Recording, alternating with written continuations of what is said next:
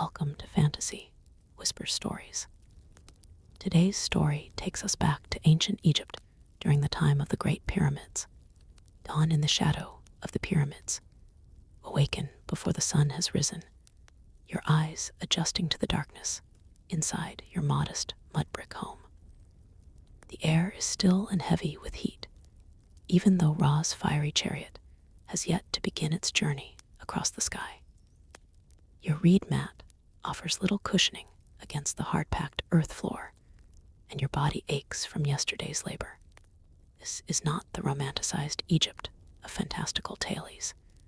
This is real life in the shadow of the rising pyramids during the Old Kingdom period, approximately 2600 to 100 BCE. Single-room dwelling you call home measures barely 5 paces across in any direction. Its walls are made of sun-dried mud bricks. The roof, a lattice of palm fronds and reeds that provides shade, but does little to keep out insects or the occasional desert scorpion. Unlike the elaborate stone tombs being constructed for the pharaoh, your home, like those of most ordinary Egyptians, is designed to last only a generation at most. The annual flooding of the Nile often damages or destroys such dwellings, a cycle of destruction and rebuilding that is as much a part of life as the rising and setting of the sun. Your family, a wife, 2 children, and an elderly parent all sleep together in this cramped space. Privacy is a concept that would seem strange to you. Personal space simply doesn't exist in the way modern people understand it. The only light comes from a small oil lamp burning animal fat, casting flickering shadows on the walls and emitting a pungent odor that mingles with the smells of bodies, cooking, and the ever-present dust. As you rise from your sleeping mat, careful not to disturb your still sleeping family, your bare feet touch the cool earth floor. Indoor plumbing is millennia away from being invented. A clay pot in the corner serves as the family's nighttime toilet, to be emptied into the community waste pit at dawn. The concept of a toilet paper doesn't exist. You use small stones, pottery shards, or leaves for cleaning yourself after defecation. Those with means might use cloth, but that's a luxury reserved for wealthier households.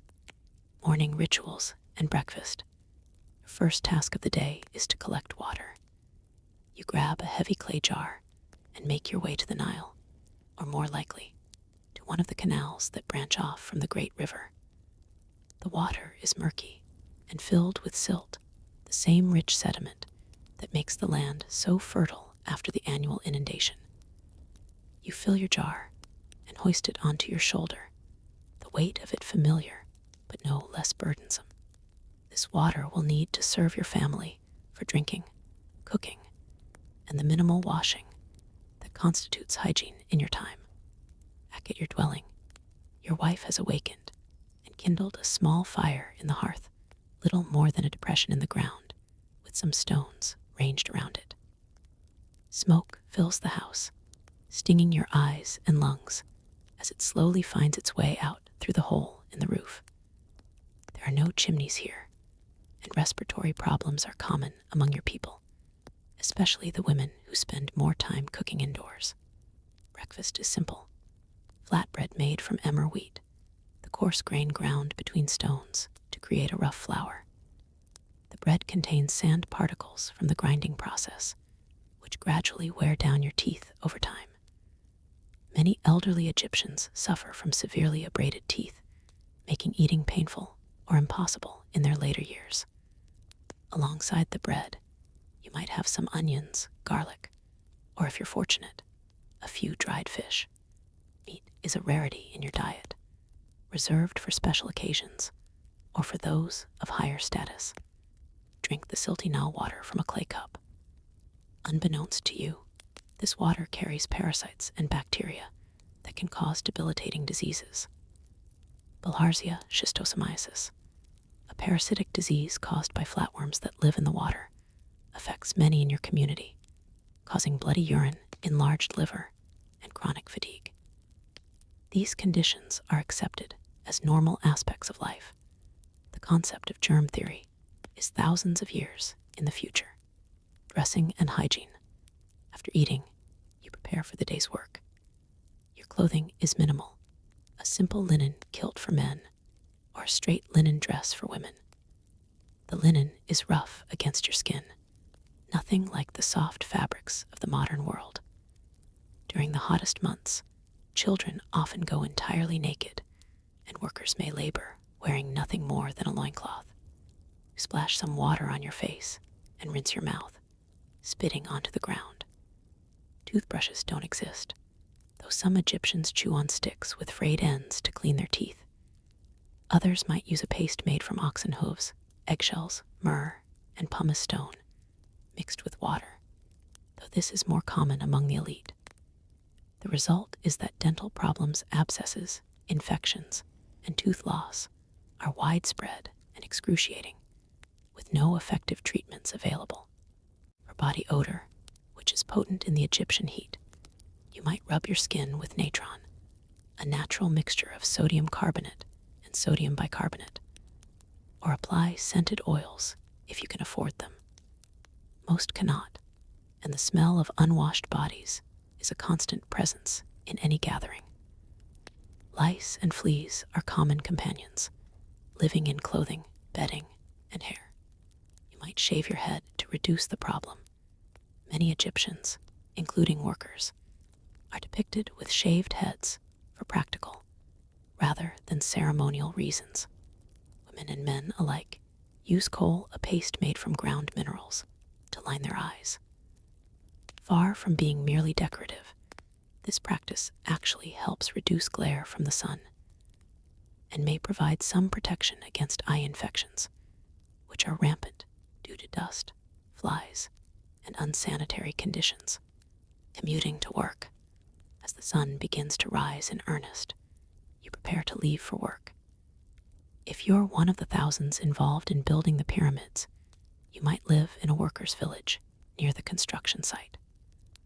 Archaeological evidence from sites like Giza suggests that these were planned communities with rows of identical houses, administrative buildings, and areas for food production and storage. If you're a farmer, craftsman, or trader living in a village, your commute might involve walking along canals or through fields to reach your workplace. There are no paved roads, as modern people would recognize them, just well-worn dirt paths that turn to mud during the inundation season. Transport is by foot for most ordinary Egyptians. Sandals, if you own them, are made from papyrus or palm fibers and offer minimal protection against the hot sand and sharp stones. Many go barefoot most of the time, their feet calloused and tough from a lifetime without shoes. Donkeys are the primary beasts of burden, used for carrying loads too heavy for humans. Horses are rare and reserved for military or elite use. Camels have not yet been introduced to Egypt in significant numbers during the Old Kingdom. The workday, building the eternal house. If you're among the laborers constructing the pyramids, your workday begins with a roll call taken by scribes, literate officials, who keep meticulous records of workers, supplies, and progress. Contrary to popular misconceptions, the archaeological evidence suggests that the pyramids were not built by slaves, but by a combination of skilled craftsmen who worked year-round and farmers who provided labor during the inundation season when their fields were underwater. Work is organized with surprising sophistication. You belong to a crew, which is further divided into gangs or teams, each with specific responsibilities.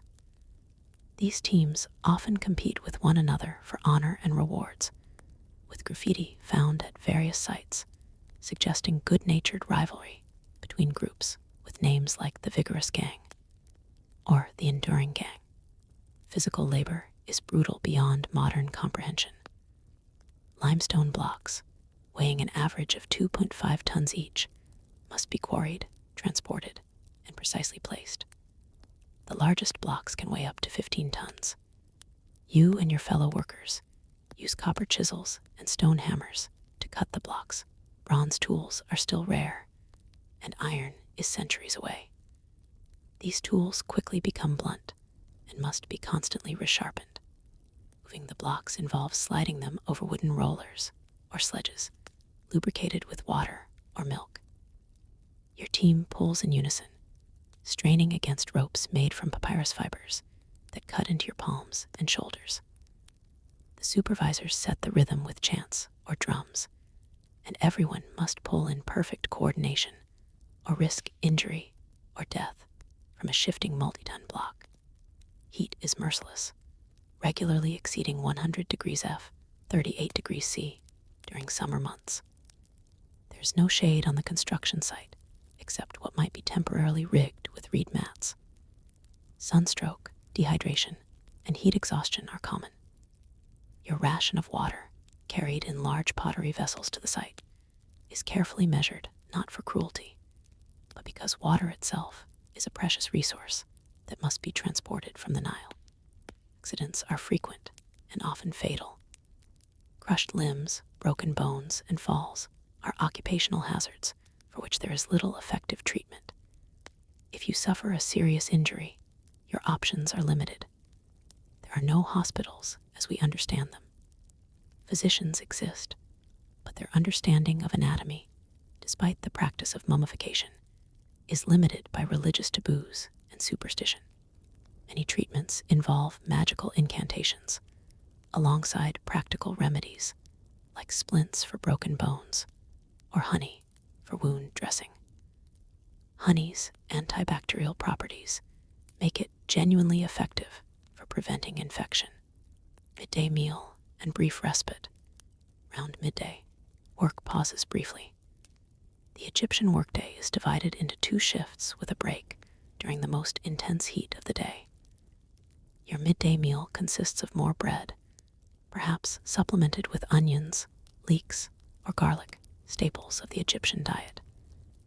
You might also have some dried fish, or if you're lucky, beer. Egyptian beer bears little resemblance to its modern counterpart. Made from partially baked bread soaked in water and allowed to ferment, it has a thick, porridge-like consistency and must be strained through the teeth to filter out chaff and other solids. Despite its unappetizing appearance to modern sensibilities, this beer provides essential calories and nutrients. It's also safer to drink than water, since the fermentation process kills many harmful pathogens. The break is short, and soon you're back to the backbreaking labor. The afternoon shift continues until sunset, as working by torchlight on the precarious construction site would be too dangerous. Evening and illness. As the day ends, you make your weary way back to your dwelling. Your body aches from the day's exertions. Chronic pain is a constant companion for most workers' back problems. Joint inflammation and muscle strains have no effective long-term treatments. For severe pain, you might chew willow bark, which contains salicylic acid, the active ingredient in aspirin, or drink beer mixed with mandrake root, though the latter can be dangerous if improperly prepared. Any of your fellow workers suffer from specific occupational ailments. Stone cutters often develop silicosis from inhaling stone dust, a condition that progressively makes breathing more difficult until premature death results. Those who work with metals face poisoning from copper, lead, or arsenic. All workers are vulnerable to parasitic infections from the water and food. One of your children has been suffering from a fever for several days. In your world, this could be anything from a simple infection to malaria, typhoid, or numerous other diseases for which there is no effective treatment. Child mortality is devastatingly high. Roughly 30% of children die before the age of 5, and only about 50% reach adulthood. Each family expects to lose multiple children, which is why having many offspring is the norm. For your sick child, you might call on a physician if you can afford one, but their treatments often combine practical herbal medicine with with magical spells and amulets. The physician might recommend a poultice of herbs or a mixture containing honey, which does have genuine antibacterial properties, and animal dung, which decidedly does not and can lead to tetanus or other infections. Many remedies involve ingesting substances like mouse paste, lizard blood, or various animal excretions, treatments that range from ineffective to actively harmful. Evening meal and social life. As darkness falls, your family gathers for the evening meal. This is typically the largest meal of the day and the primary opportunity for family interaction. The menu is similar to breakfast and lunch. Bread features prominently, perhaps accompanied by vegetables grown in your small garden plot: onions, garlic, leeks, lettuce, or cucumbers. Fruits like dates and figs might be available seasonally. Meat remains a luxury, though on special occasions you might have duck, goose, or fish from the Nile. After eating, the cool evening hours provide time for community interaction. With no artificial lighting beyond oil lamps and firelight, activities are limited after sunset. Storytelling, music, and conversation are the primary entertainments. Someone in the village might have a flute made from reed or a simple stringed instrument, providing music for impromptu celebrations or religious observances. Religious practice is woven into every aspect of daily life. You make small offerings at a household shrine, perhaps reciting prayers to local deities or to the nationally recognized gods. Unlike the elaborate ceremonies in the great temples, household worship is simple and practical, focused on protection from illness, successful harvests, and the well-being of family members. Night and sleep. As the night deepens, your family prepares for sleep. There are no soft mattresses or pillows. You return to your reed mats, laid directly on the earth floor. No pajamas exist. Most people sleep either naked or in the same linen garment worn during the day. With an early start required tomorrow, the family retires shortly after sunset. Sleep is often interrupted by the sounds of animals, the cries of children, the buzzing of insects, or calls of nature. Mosquitoes are a constant torment, especially near the Nile and its canals. Some homes burn certain herbs or woods to repel them, but these are only partially effective. Malaria, carried by these mosquitoes, is endemic in the region. The night sky above your dwelling is brilliant with stars, undiminished by light pollution. Through the opening in your roof, you can see constellations that have guided Egyptian timekeeping and religious observances for generations. The Egyptians were skilled astronomers who used the stars to predict the all-important annual flooding of the Nile. As you drift off to sleep, your body exhausted from labor, but your mind perhaps turning over the events of the day, you are participating in a way of life that will continue largely unchanged for thousands of years. The great pyramids rising in the distance, which you helped to build stone by stone, will stand as testimony to this civilization long after your mud brick home has returned to the earth from which it was formed. The story of Nefermot, the physician who defied death. In the shadow of the emerging Great Pyramid during the reign of Pharaoh Khufu lived a physician named Nefermot. Born to a family of modest means, Nefermot showed exceptional intelligence as a child and was fortunate enough to be noticed by a royal scribe who arranged for his education in the House of Life, the temple complex where medical knowledge was preserved and taught. Nefermot became renowned for his skill in treating injuries sustained by workers at the pyramid construction site.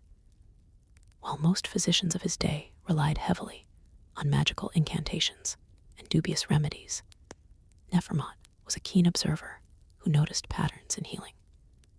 He developed techniques for cleaning wounds with boiled water and honey that dramatically reduced infections. For broken limbs, he created specialized splints that allowed for better healing. His greatest challenge came during a devastating outbreak of disease that swept through the workers' village, claiming dozens of lives daily. The other physicians attributed the illness to evil spirits or divine punishment, but Nefermot observed that those who drank from a particular canal were more likely to fall ill. Against conventional wisdom, he advised boiling all water before drinking, an unprecedented recommendation that was met with skepticism.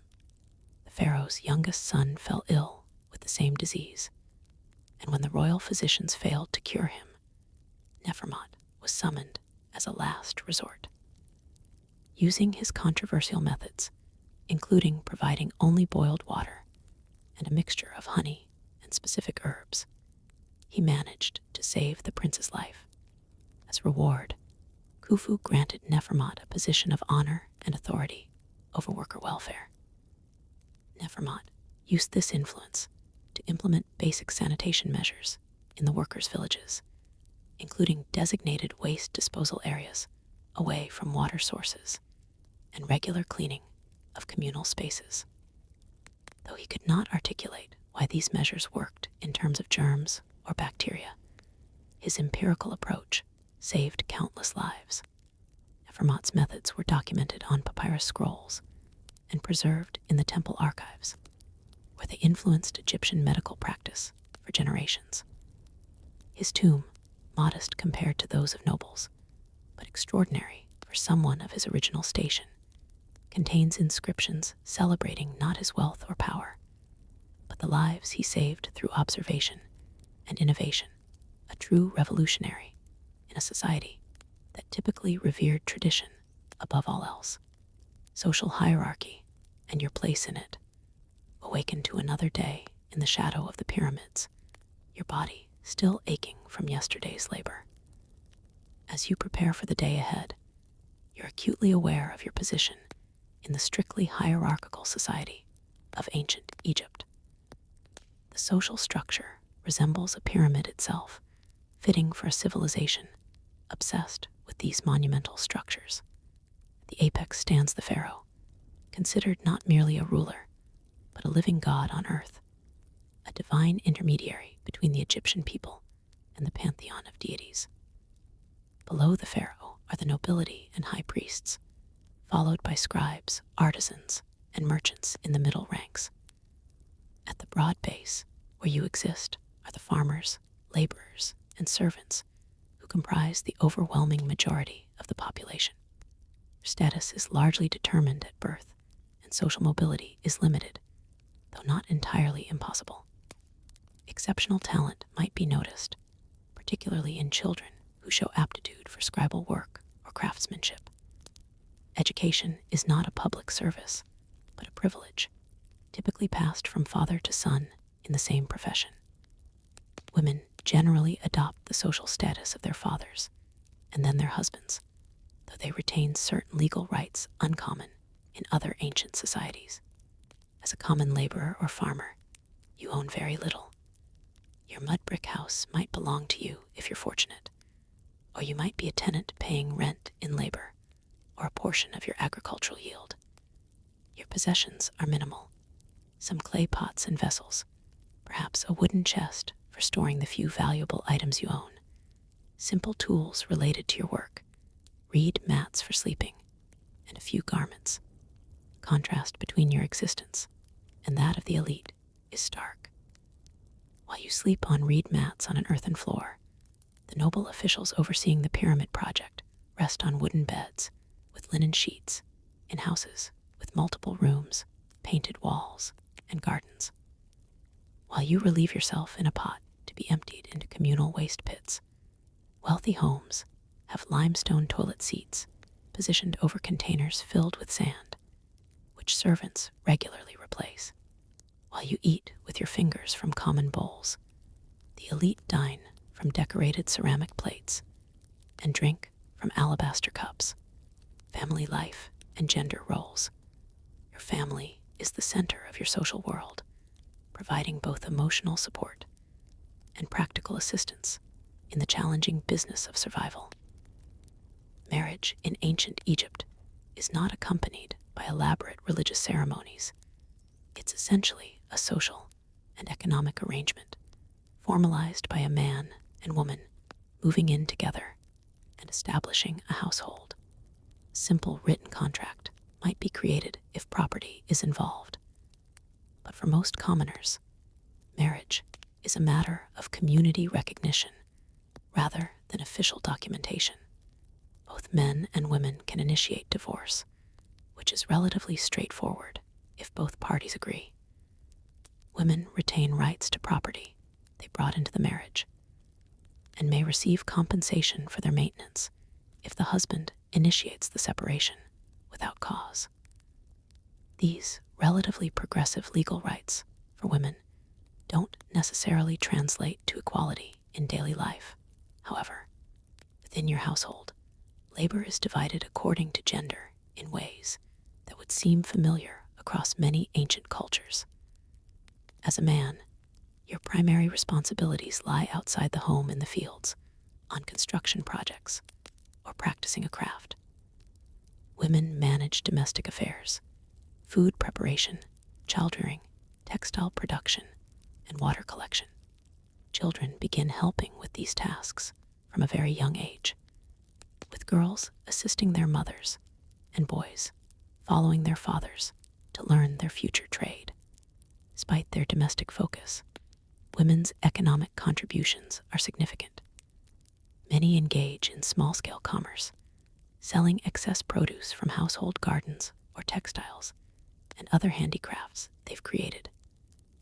Some women work outside the home as servants in wealthy households, as professional mourners at funerals, as dancers or musicians, or in temple service.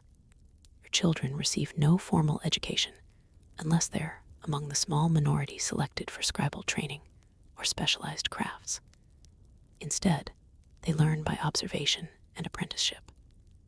By age 5, they're contributing meaningfully to household tasks, and by adolescence, they're essentially working as adults. Childhood as a protected time of play and development, a concept modern people take for granted, is brief at best. Physical discipline is common and harsh by modern standards, reflected in an Egyptian proverb. A boy's ear is on his back. He listens when he is beaten. Pregnancy, childbirth, and infant care. Your wife has recently announced she's expecting another child news that brings both joy and anxiety. Pregnancy and childbirth in ancient Egypt are perilous experiences for both mother and child. There are no prenatal vitamins to prevent developmental issues, no ultrasounds to detect problems before birth, and no modern medical interventions for complications. Pregnant women rely on amulets and prayers to deities associated with childbirth, particularly Tauret, depicted as a pregnant hippopotamus standing upright, and Bes, a dwarf god who wards off evil spirits. These supernatural protections are supplemented with practical advice passed down through generations of women. Recommendations for foods to eat or avoid, warning signs of potential problems, and preparations for labor. When the time comes, your wife will give birth in a squatting position, supported by a birth brick and assisted by midwives, usually experienced older women from the community rather than formally trained medical professionals. The room is prepared with protective symbols, and incantations are recited to ward off malevolent forces believed to target women and newborns during this vulnerable time. If all goes well, the child enters the world in a dwelling that lacks running water, sterile surfaces, or effective pain management. The umbilical cord is cut with a knife that has not been disinfected, and the risk of infection is substantial. Postpartum hemorrhage, a leading cause of maternal death, has no effective treatment beyond pressure and herbal remedies of limited efficacy. Infant care presents its own challenges. Bobbies are swaddled tightly in linen bands to protect their limbs, which are believed to be vulnerable to deformation. Nursing continues for up to 3 years, serving both as nutrition and as the primary form of birth control, though not a particularly reliable one. Mothers apply kohl around their infants' eyes, not for decoration, but as protection against eye infections, which are common and potentially blinding. No diapers exist. Infants are either held over pots when they show signs of needing to eliminate, or they soil their swaddling cloths, which must then be washed, an additional burden on already taxed water supplies. Infants sleep with their parents on the reed mats, vulnerable to being crushed accidentally, particularly when adults are exhausted from labor. Child mortality is devastatingly high. Disease, malnutrition, and accidents claim many young lives. In your community, families typically name their children only after they have survived the first few precarious weeks of life, and emotional attachment to newborns might be tempered by the realistic expectation that they may not survive to adulthood. Disease, medicine, and mortality. Constant exposure to parasites, bacteria, and viruses makes illness a regular feature of life. The most common ailments include intestinal parasites, particularly schistosomiasis from the Nile water, eye infections, respiratory diseases exacerbated by dust and smoke, and various fevers attributable to malaria and other diseases that modern medicine would later identify. When illness strikes, you might seek several avenues for treatment, often simultaneously. Practical medicine, magic, and religion are not separate domains in Egyptian thought, but complementary approaches to restoring health. For minor ailments, home remedies are the first resort. These include herbal preparations, many of which have genuine medicinal properties: garlic and onions with antibacterial qualities, willow bark containing salicylic acid similar to aspirin, and honey with antibacterial effects. Other common treatments have no beneficial effects or are actively harmful, such as applying animal dung to wounds or consuming toxic minerals. For more serious conditions, you might consult a physician if you can afford one. Egyptian doctors specialize by ailment or body part. There are eye doctors, stomach specialists, and those who treat mysterious internal diseases. Some are attached to temples, others to the royal court, and some serve the workers' communities. Diagnosis combines observation of symptoms with magical elements, like incantations designed to drive out demons believed to cause disease. Treatment plans similarly blend practical measures with supernatural elements. A prescription might include both a medicinal preparation and instructions for reciting specific words while facing a particular direction. Surgery is performed in limited circumstances, primarily for setting broken bones, draining abscesses, or treating wounds. There are no anesthetics beyond alcohol or opium derivatives, both of which are in limited supply and reserved for the most agonizing procedures. Most operations are external. Internal surgery is rarely attempted due to religious prohibitions and the obvious dangers involved. With these limited medical options, many conditions that would be treatable or manageable in the modern world are death sentences or causes of chronic disability. A broken leg that heals improperly may leave you permanently unable to work. An infected tooth might lead to a systemic infection that proves fatal. Childbirth complications that would warrant an emergency C-section in modern times result in the loss of both mother and child. Result is a drastically shorter lifespan than modern people expect. If you survive childhood, you might live to about 35 years. Reaching 40 is considered venerable, and anyone who lives beyond 50 is regarded with a mixture of respect and wonder. Your body ages prematurely by modern standards by 30. Most laborers show signs of severe joint degeneration, dental loss, and other conditions associated with much older individuals in contemporary societies. Food and agriculture. As you prepare for another day's work, your thoughts turn to the upcoming harvest season. The Egyptian agricultural year is divided into 3 seasons: Akhet, inundation; Peret, growing; and Shemu, harvest. This cycle, dictated by the annual flooding of the Nile, determines the rhythm of all Egyptian life. During Akhet, when the Nile overflows its banks between June and September, many farmers and their families provide labor for construction projects, including the pyramids. When the waters recede, leaving behind a layer of fertile black silt, the growing season begins. Fields must be quickly plowed, using wooden plows pulled by oxen or by human power, and sown with seeds before the soil dries out. Primary crops are emmer wheat and barley, supplemented by vegetables grown in garden plots closer to homes: onions, garlic, leeks, lettuce, cucumbers, and melons. Flax is cultivated both for its fibers, used in linen production, and its seeds pressed for oil. Fruit trees, date palms, fig trees, and pomegranates require years of growth before bearing fruit, representing a significant investment of resources and planning. Irrigation is a constant concern outside the inundation season. Water is channeled from the Nile through a network of canals, and then lifted to field level using a shaduf, a simple counterweighted lever device, or carried in jars, a labor-intensive process that occupies much of the day during dry periods. Animal husbandry complements crop production. Cattle, goats, sheep, and pigs provide meat for special occasions, milk, and other products.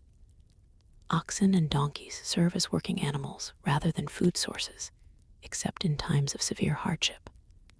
Poultry, ducks, geese, and pigeons are kept for eggs and meat, while dogs and cats serve as working animals and pest control rather than as pets in the modern sense.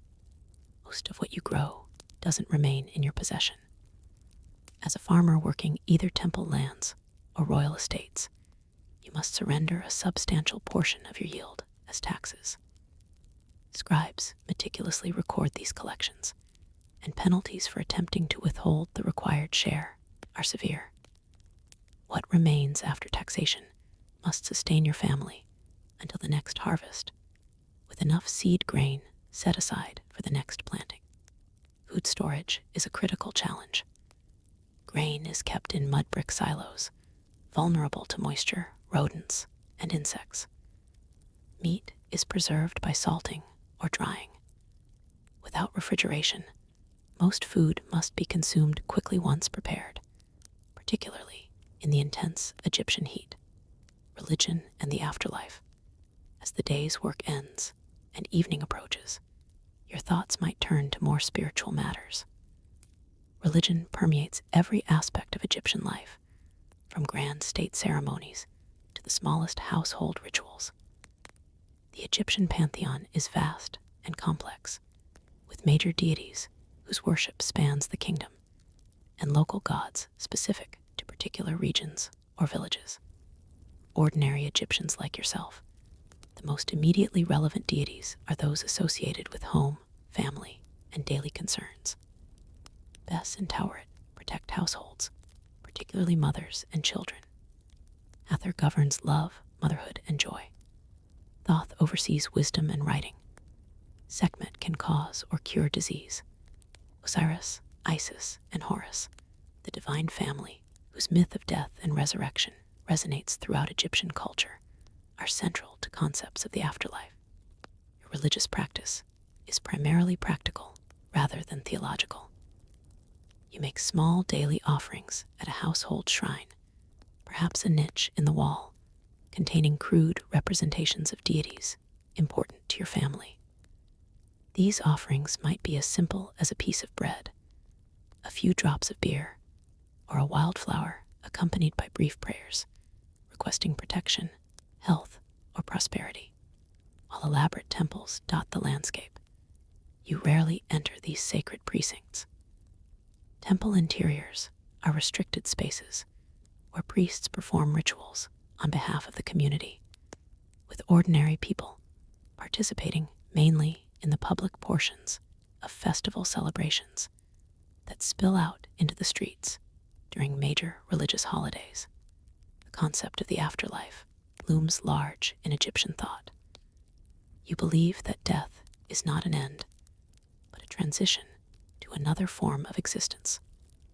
To secure a favorable afterlife, one needs a properly prepared body, funerary equipment appropriate to one's station, and the preservation of one's name among the living. For the elite builders of the massive tombs you help construct, elaborate preparations ensure their eternal comfort. Mummification preserving the body, grave goods supplying their needs, and hieroglyphic inscriptions perpetuating their identities. As a common laborer, your funerary arrangements will be far more modest. A simple pit in the desert sand, which naturally desiccates and preserves bodies, wrapped in reed mats or coarse linen, with perhaps a few personal items or amulets. Despite these disparities, you share with the pharaoh himself the core belief that living an ethical life according to Mad, the Egyptian concept of cosmic order, truth, and justice, is essential for favorable judgment in the afterlife. You believe your heart will be weighed against the feather of Mad, and if found worthy, you will continue your existence in the field of reeds, an idealized version of Egypt where labor is still required, but suffering is absent. Entertainment and leisure, though your days are largely consumed by work, there are moments for recreation and pleasure.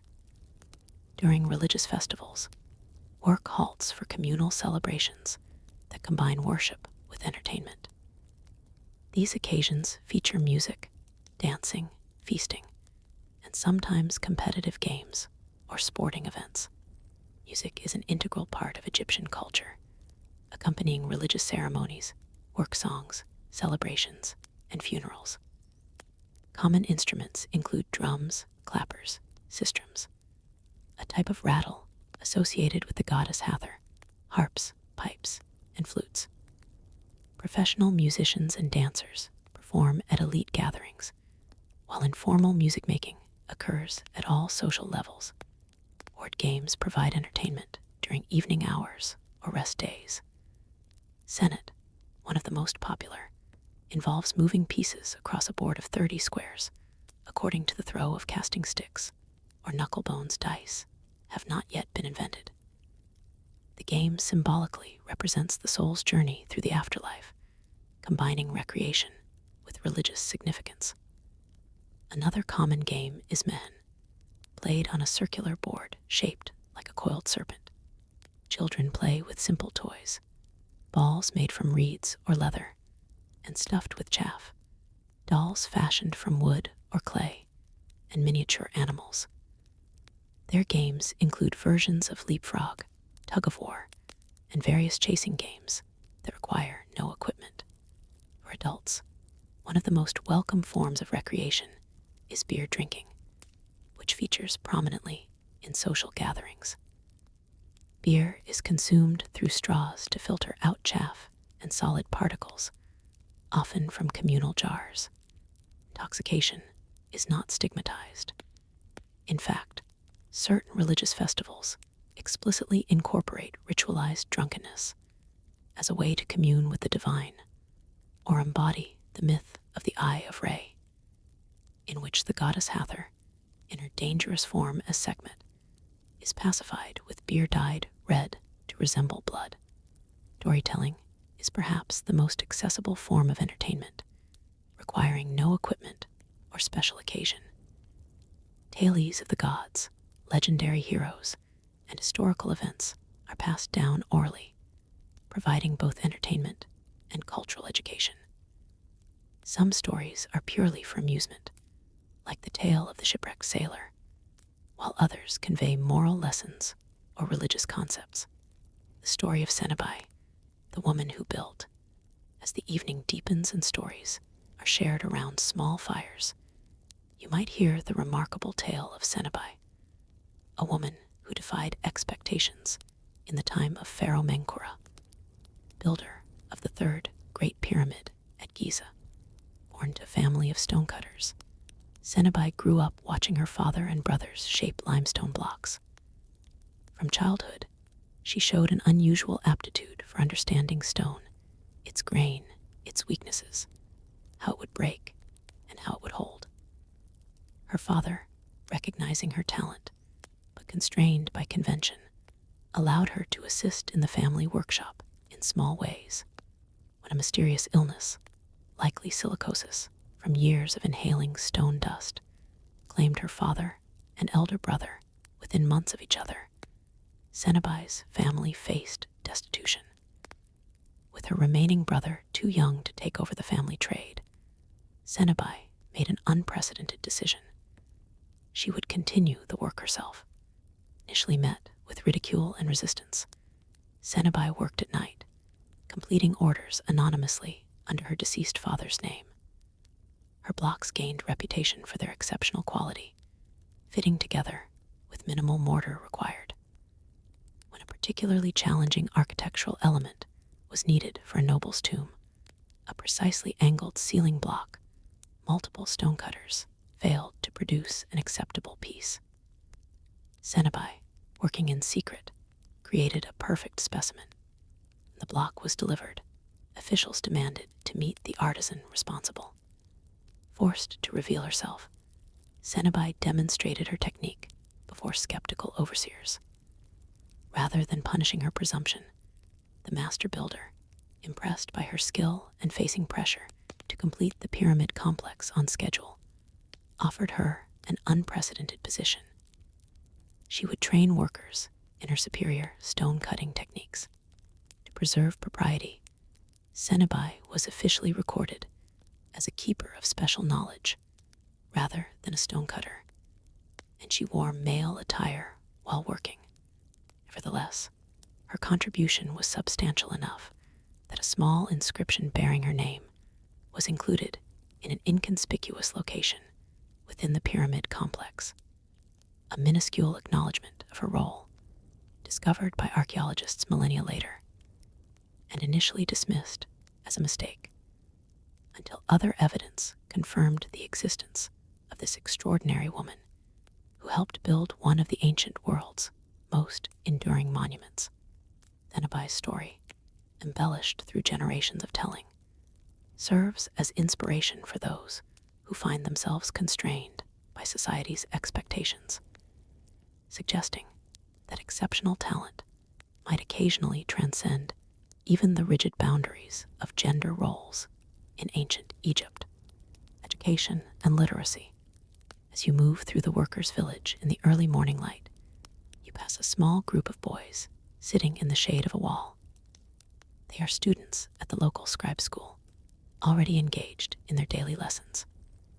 The teacher, a middle-aged scribe with calloused fingers from years of writing, walks among them, inspecting their work on ceramic shards and occasionally administering sharp blows with a reed switch when he spots errors or inattention.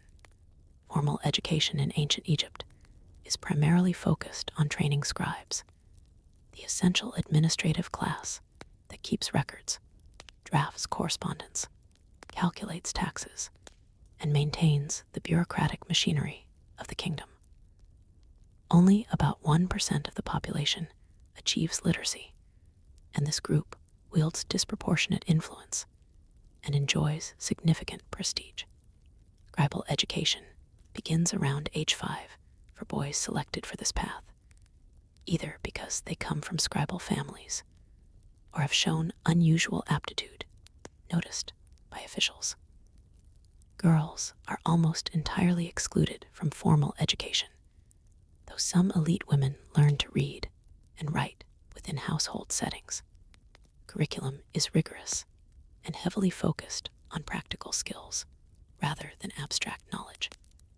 Students begin by memorizing hieroglyphic signs and practicing their reproduction on ostraca, pottery shards, or wooden tablets coated with gesso, a plaster-like material that can be wiped clean and reused. Papyrus is too valuable to waste on beginners. As they progress, students copy classic texts and formulas, gradually building speed and accuracy. Mathematics receives particular attention, focusing on practical applications like calculating field areas, determining seed requirements, estimating harvest yields, and computing building material needs. The Egyptian number system is base 10, but lacks the place value concept that makes complex calculations easier in modern systems. Multiplication is performed through repeated doubling, and fractions are expressed as sums of unit fractions, with 1 as the numerator, making even simple arithmetic laborious by modern standards. Physical discipline is an accepted part of education. A common Egyptian saying is, "A boy's ears are on his back," meaning he hears, obeys when he is beaten. The scribal profession's desirability makes such treatment tolerable. Upon completion of their education, scribes escape physical labor and enter a respected profession that can lead to significant advancement. For the vast majority of children who will never become scribes, education is informal and vocational. They learn by watching and assisting their parents or other adults practicing their trades. A farmer's son begins helping in the fields from early childhood, gradually taking on more complex tasks. The daughter of a weaver learns to spin thread and operate a loom through direct participation. Knowledge is transmitted orally through observation, direct instruction, and sometimes through songs that encode practical information in easily memorized forms. Technology and tools. As you arrive at the construction site and begin your day's labor, you work with tools that represent the pinnacle of Old Kingdom technology. The tools available to you would seem primitive by modern standards, yet they are ingeniously designed for their purposes and represent thousands of years of incremental improvement. For quarrying stone, you might use copper chisels and picks with wooden handles. Copper is the primary metal in use during the Old Kingdom. Bronze, an alloy of copper and tin, is still rare, and iron working lies far in the future. These copper tools are relatively soft and require frequent resharpening, a task that occupies significant time for workers. Stone tools remain in common use alongside metal ones. Dolerite pounders, hard, rounded stones, are used to pound and shape softer stones. Flint knives and scrapers serve for fine cutting and smoothing. The abrasive properties of sand are harnessed for smoothing and finishing stone surfaces. Workers rub wet sand against stone using their hands or leather pads in a labor-intensive polishing process. Measuring tools include squares made from wood or stone to check right angles, plumb bobs for establishing vertical lines, and measuring ropes knotted at regular intervals. These simple devices, in the hands of skilled workers following sophisticated mathematical principles, achieve astonishing precision. The sides of the Great Pyramid, for example, are aligned to the cardinal directions with an accuracy of 0.05 degrees. For lifting and moving massive blocks, Egyptian builders rely on simple machines, amplifying human and animal power.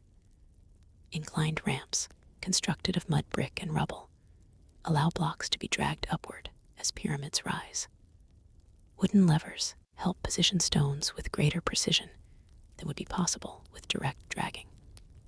Sledges, flat wooden platforms with upturned ends, slide over tracks lubricated with water or milk, reducing friction. The organization of labor might be considered a technology in itself.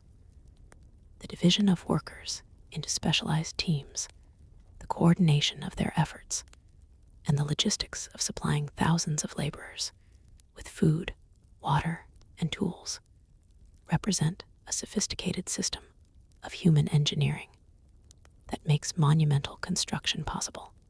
Woodworking tools include copper adzes, saws, and drills operated with bow mechanisms that convert back and forth motion into rotation.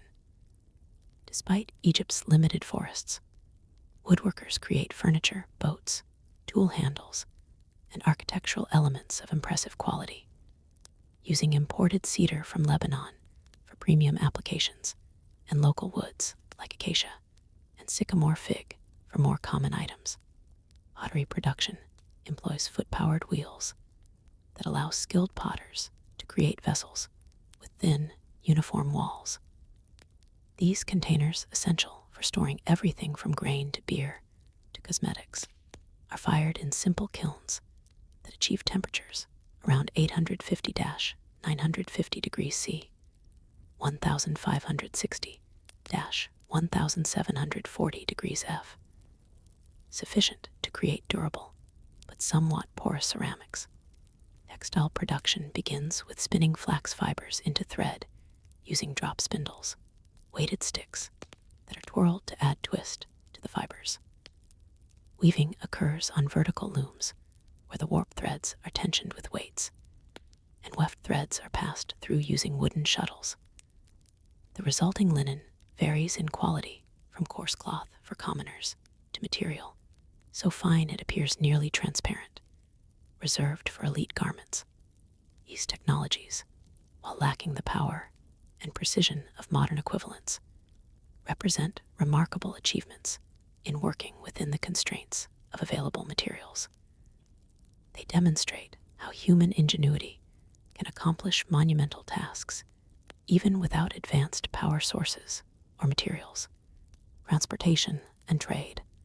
After your day's work on the pyramid, you might pass a desert track where a caravan of heavily laden donkeys approaches, accompanied by dust-covered merchants. Trade is the lifeblood of Egyptian civilization, connecting communities along the Nile and bringing resources from distant lands. Water transportation dominates Egyptian trade, with the Nile serving as the kingdom's primary highway. Small reed boats are used for fishing and local travel, while larger wooden vessels transport grain, stone, and other bulk goods. The largest ships, sometimes over 100 feet long, bring cedar from Lebanon, gold from Nubia, and exotic goods from distant lands. These wooden ships are constructed without nails, using rope to lash planks together, and caulking the seams with reeds and pitch. They're propelled downstream by the Nile's current and upstream by square sails when the wind is favorable, or by teams of men on the banks pulling them with ropes when it isn't. The prevailing winds in Egypt conveniently blow from north to south, against the river's flow from south to north, facilitating round-trip travel. Land transportation relies primarily on human porters for short distances and donkey caravans for longer hauls. Wheels exist, but are limited to ceremonial chariots and war vehicles. The absence of paved roads and bridges makes wheeled transport impractical for most purposes. Goods are carried in baskets, pottery jars, or sacks, with specialized containers developed for particular commodities. Egypt's geographic position makes it a natural trading hub connecting Africa, the Mediterranean, and the Near East. From the south come gold, ivory, ebony, ostrich feathers, leopard skins, and exotic animals. The eastern deserts and Sinai provide copper and turquoise. From the north come cedar wood, silver, oils, and wines. Even distant Afghanistan supplies lapis lazuli, the prized blue stone used in jewelry and decoration. The pharaoh maintains a monopoly on foreign trade, with royal expeditions dispatched to obtain particularly valuable resources. One such destination is Punt, a semi-mythical land, possibly in modern Somalia or Yemen, from which Egyptians acquire incense, myrrh, gold, and exotic animals. Hazards of such expeditions: navigating hostile territories, negotiating with foreign rulers, and ensuring safe passage home make them prestigious undertakings, commemorated in temple reliefs and inscriptions. Domestic exchange occurs through a barter system rather than currency. Values are often expressed in terms of deben, a weight of copper, or shat, a weight of gold. But these are accounting units rather than physical coins. A worker might trade excess grain for a pottery vessel, with both parties agreeing on the relative values based on traditional equivalences. Some transactions are recorded on ostraca or papyri, particularly those involving valuable goods, or conducted on behalf of institutions like temples. Markets exist in larger settlements, typically as open-air gatherings where farmers, craftspeople, and merchants display their wares. Haggling is expected, conducted with animated gestures and expressions in a manner that would be familiar to modern Egyptian marketgoers.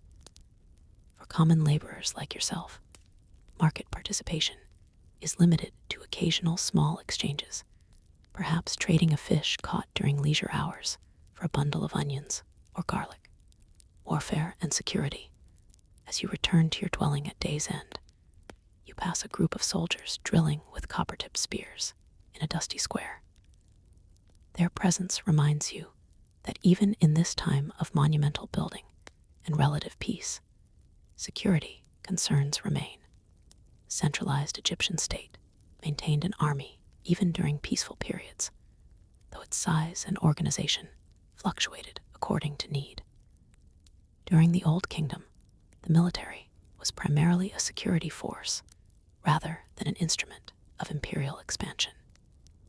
Its main functions included protecting borders, especially the vulnerable northeastern frontier adjoining the Sinai, securing trade routes, and providing internal security. Military service wasn't a separate career for most participants.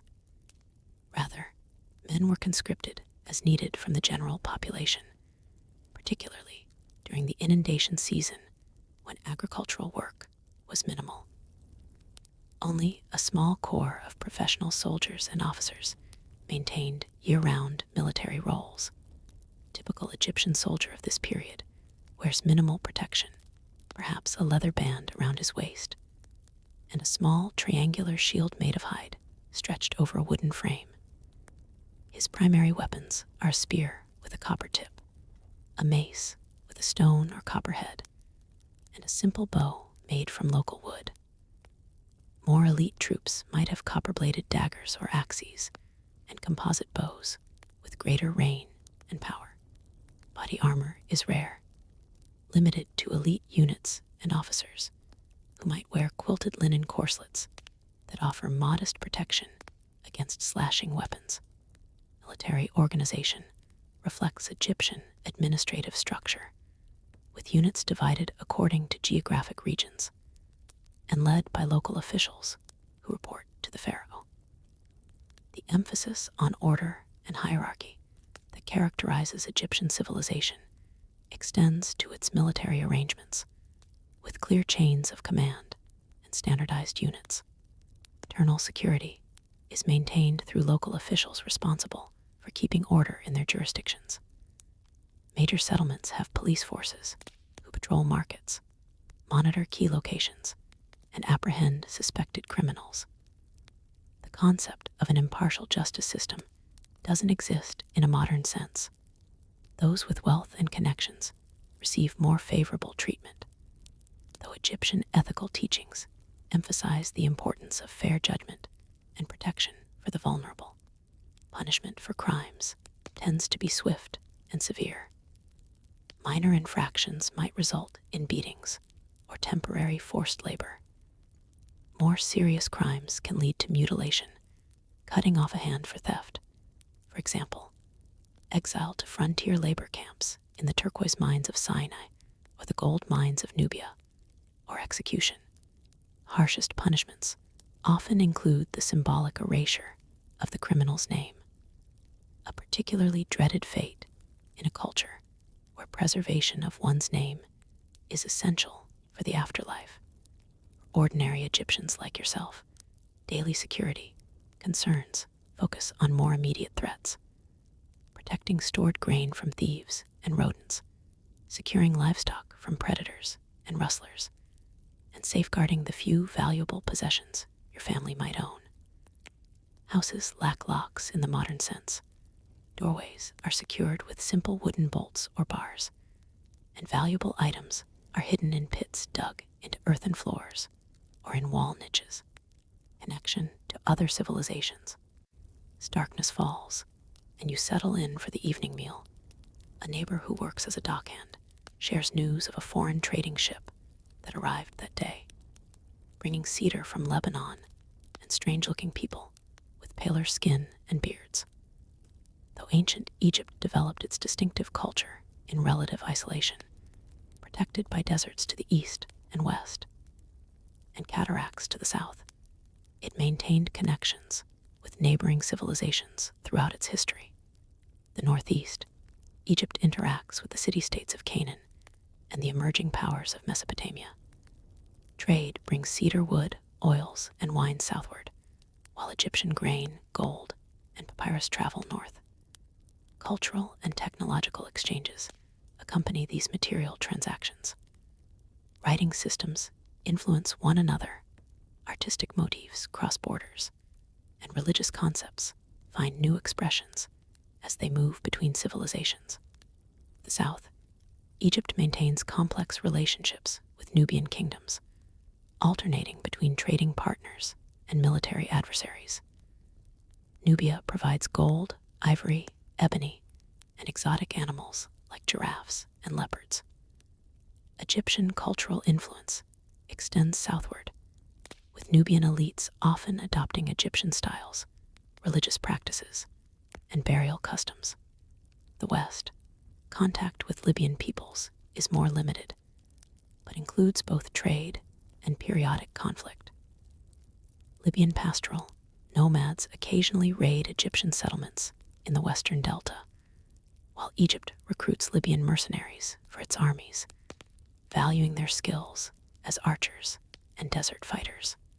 Maritime trade connects Egypt with Crete and the emerging Minoan civilization, though these contacts are less frequent and direct during the Old Kingdom than they will become in later periods.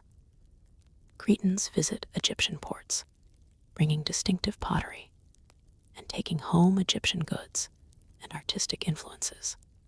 These international connections affect daily life in subtle ways, even for common laborers. The bronze tools gaining popularity contain tin that originated in distant Afghanistan, transported through multiple trading networks to reach Egypt.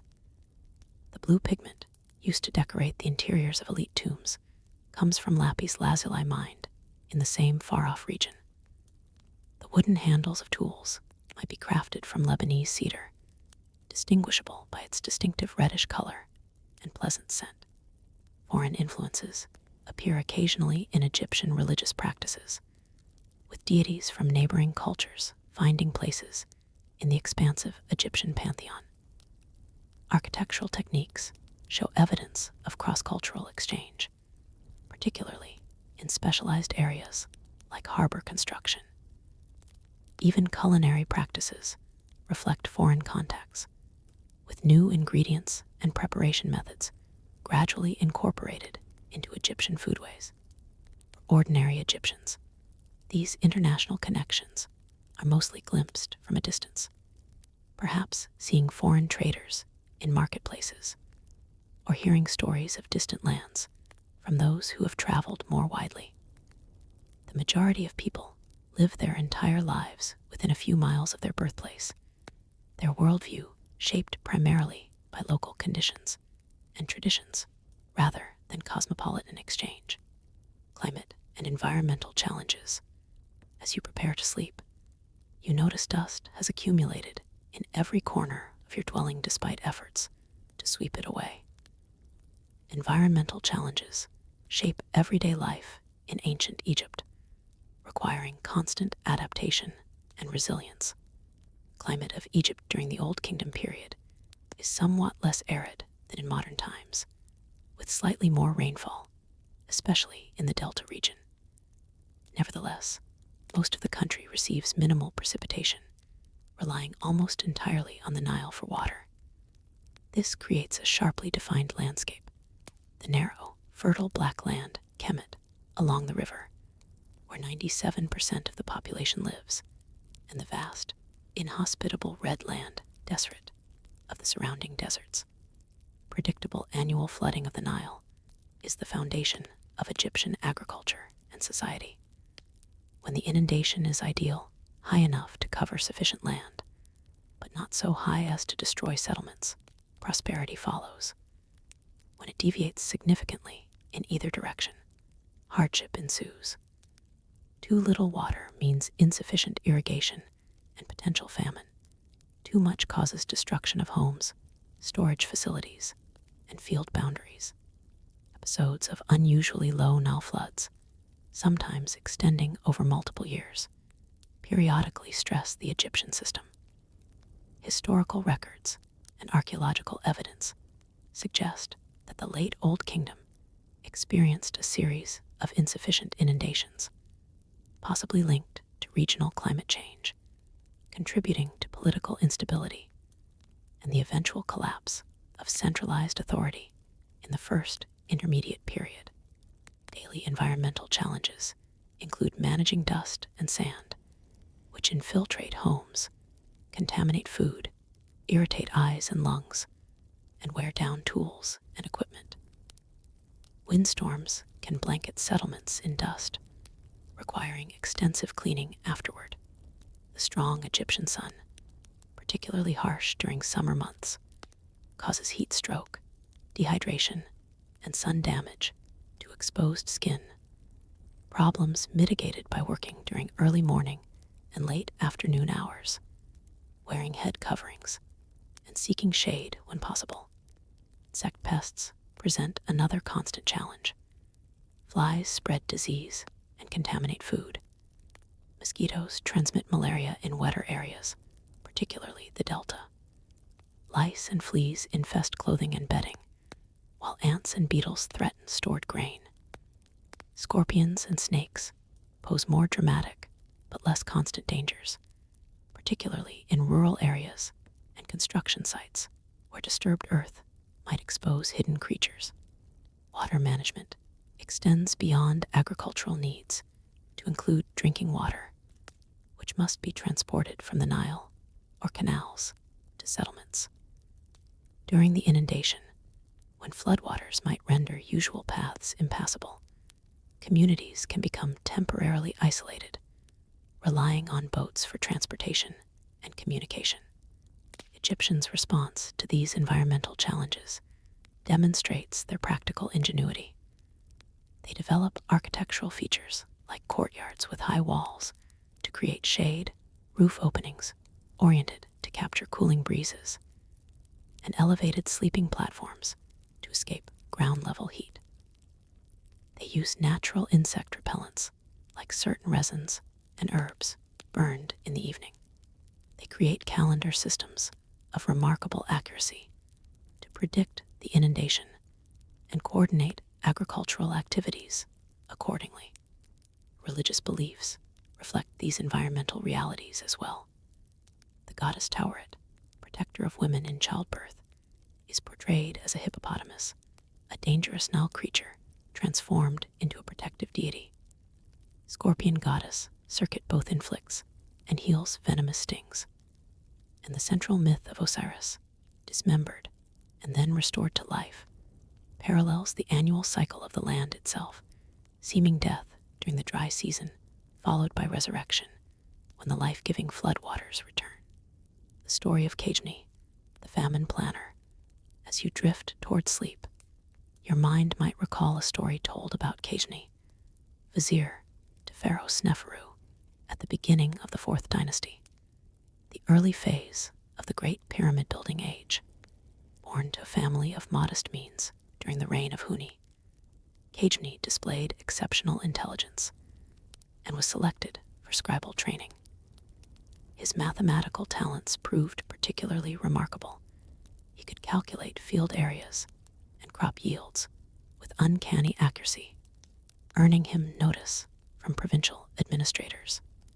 Rising through administrative ranks, Kejni eventually came to the attention of the pharaoh himself when provincial reports consistently showed unusual prosperity in the regions under his management. When questioned about his methods, Cajni explained his system of careful record-keeping regarding previous Nile floods and subsequent harvests, which allowed him to predict likely outcomes and prepare accordingly. Intrigued, Sneferu appointed him to a position overseeing grain storage for multiple provinces. Cajni implemented a revolutionary approach. Rather than maintaining separate storage for each year's harvest, he created a rotating system where a portion of grain from abundant years was preserved in sealed chambers, protected from rodents and insects with natural repellents and careful construction. When 3 consecutive years of low Nile floods struck, an event that would typically cause widespread famine, Cajni's reserves proved sufficient to sustain the population. More importantly, he had preserved enough seed grain to ensure planting could continue at normal levels, preventing the spiral of diminishing harvests that often followed initial food shortages. Elevated to the position of vizier, the pharaoh's chief administrator, Cajni oversaw the implementation of his storage system throughout Egypt. He also initiated the creation of water reservoirs and more efficient irrigation systems that could partially compensate for insufficient inundations. Great construction projects of the Fourth Dynasty, including the Bent Pyramid and Red Pyramid of Sneferu and the Great Pyramid of Khufu, were made possible in part by the stability Cajni's agricultural innovations provided. While architects and builders receive most historical recognition for these monuments, the administrative genius who ensured workers could be fed consistently through decades of construction played an equally crucial role. Cajni's tomb at Saqqara contains, among more conventional scenes of offering bearers and religious imagery, unusual depictions of grain storage facilities and irrigation works, subtle references to the contributions that defined his service. His instructions, a wisdom text purportedly written for his children, emphasizes foresight and preparation. The wise man stores grain in summer for winter's hunger, while the fool feasts until all is gone. In a culture that revered tradition and continuity, Cajni stands as an example of innovation within established frameworks, using careful observation and mathematical precision to enhance systems rather than overturning them. A characteristically Egyptian approach to progress that helped sustain one of history's most enduring civilizations. Artistic expression and symbolism awaken to the sounds of hammering and chiseling coming from a nearby workshop. Peering inside as you pass, you see artisans working on decorative elements for a noble's tomb. Their meticulous efforts reflect the central role art plays in Egyptian civilization, not merely as decoration, but as functional communication with both the living and the divine. Egyptian artistic expression follows strict conventions that might seem strange to modern sensibilities, accustomed to individual creativity and realistic representation. Artists work within established frameworks that have religious and symbolic significance rather than aiming for naturalistic depiction. The human figure, for instance, is portrayed with the head in profile, eye and shoulders from the front, and torso and legs in profile. A composite view that shows the most characteristic aspects of each body part rather than a perspective-based representation. This approach reflects the Egyptian concept of art as magical and functional rather than purely aesthetic. Tomb paintings and relief sculptures don't simply commemorate the deceased, but magically ensure their continued existence in the afterlife. Images of food offerings literally feed the Ka life force of the deceased. Scenes of daily activities enable the departed to continue experiencing these pleasures eternally. Color carries specific symbolic meanings. Yellow represents the imperishable, eternal quality of the sun and gold. Green symbolizes regeneration and new life. Red signifies both danger, the destructive god Seth, and vitality, the desert's power. Blue represents the heavens and the life-giving Nile. Black, far from negative, signifies the fertile soil left by the Nile's inundation, and thus rebirth and regeneration. Size in Egyptian art indicates importance rather than physical reality. Pharaohs are depicted larger than their subjects, men larger than women, except for goddesses, and masters larger than servants. These conventions communicate social hierarchy visually and instantly. For ordinary Egyptians, direct participation in creating fine art is limited. The craftsmen working in temple and tomb workshops are specialized professionals who undergo years of training. However, more modest artistic expression permeates daily life in the form of decorated household items, simple figurines of deities for home shrines, and patterns woven into textiles. Music and dance represent more accessible forms of artistic expression. People from all social levels participate in music making using simple instruments: drums, clappers, simple flutes, and rattles. Dance accompanies religious ceremonies, celebrations, and work activities, with specialized performers for formal occasions, but widespread participation in community events. Storytelling stands as perhaps the most universal art form, requiring no special equipment or training. Tales of the gods, legendary heroes, and historical events are passed down orally, with skilled narrators enhancing them through dramatic voice, gesture, and timing. Some stories serve primarily as entertainment, while others convey moral lessons or religious concepts in memorable form. Artistic achievements visible in elite contexts, the precisely carved hieroglyphs, vividly painted tomb scenes, and monumental sculptures represent the apex of Egyptian creative expression. Yet, even the humblest household might contain objects with decorative elements. A geometric pattern incised on a clay pot, a simple figure molded into a household amulet, or a colorful pattern woven into a piece of linen. These modest expressions connect ordinary Egyptians to the same aesthetic and symbolic system, displayed more elaborately in royal contexts. The role of women. As you continue your morning journey, you pass women engaged in various activities: grinding grain, carrying water, weaving linen, and supervising children. Their roles in Egyptian society reflect a complex mixture of restrictions and rights that might surprise modern observers accustomed to more rigid historical gender distinctions. Egyptian women occupy a legal position remarkably equitable for an ancient civilization. They can own property independently, initiate divorce, make contracts, and bring lawsuits. A woman's property remains hers after marriage, and she can dispose of it as she chooses. Should her husband divorce her without cause, she is entitled to substantial compensation. If she initiates the divorce, she may need to return her dowry, but retains her personal property.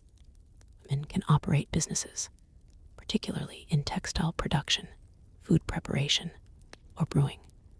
Crafts, traditionally associated with female labor, that can expand from household activities to commercial enterprises.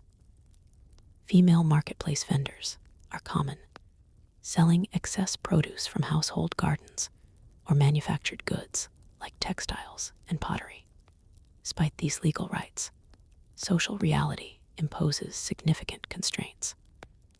Women rarely hold formal positions in government or temple hierarchies, with notable exceptions like female physicians who specialize in women's health, or priestesses serving female deities. The literate class remains predominantly male, limiting women's direct participation in administration and record keeping. The ideal life cycle for an Egyptian woman follows predictable stages: childhood in her parents' home, marriage around puberty, establishment of her own household, childbearing, grandmotherhood, and eventually, if she survives long enough, widowhood. At each stage, her primary responsibilities center on the domestic sphere: food preparation, textile production, child rearing, and household management. These domestic responsibilities are physically demanding and vital to family survival. Grinding grain into flour, for instance, involves hours of kneeling before a grinding stone, pushing a smaller stone back and forth over grain placed on a larger stone, work that leads to distinctive skeletal markers identified in female mummies, including worn knee joints and damaged lower backs. Similarly, carrying water from canals or the Nile in heavy clay jars balanced on the head requires considerable strength and causes spinal compression over time. Textile production occupies much of a woman's time, from spinning flax fibers into thread using drop spindles to weaving cloth on vertical looms. The finest linen, so sheer it's nearly transparent, might require up to 60 individual threads per centimeter, demanding extraordinary skill and patience to produce. Childbearing and childrearing present particular challenges and dangers. Pregnancy typically occurs early and often, with women having their first children in their teenage years and continuing to bear children at roughly 2-year intervals, extended by breastfeeding practices that provide some contraceptive effect until menopause or death.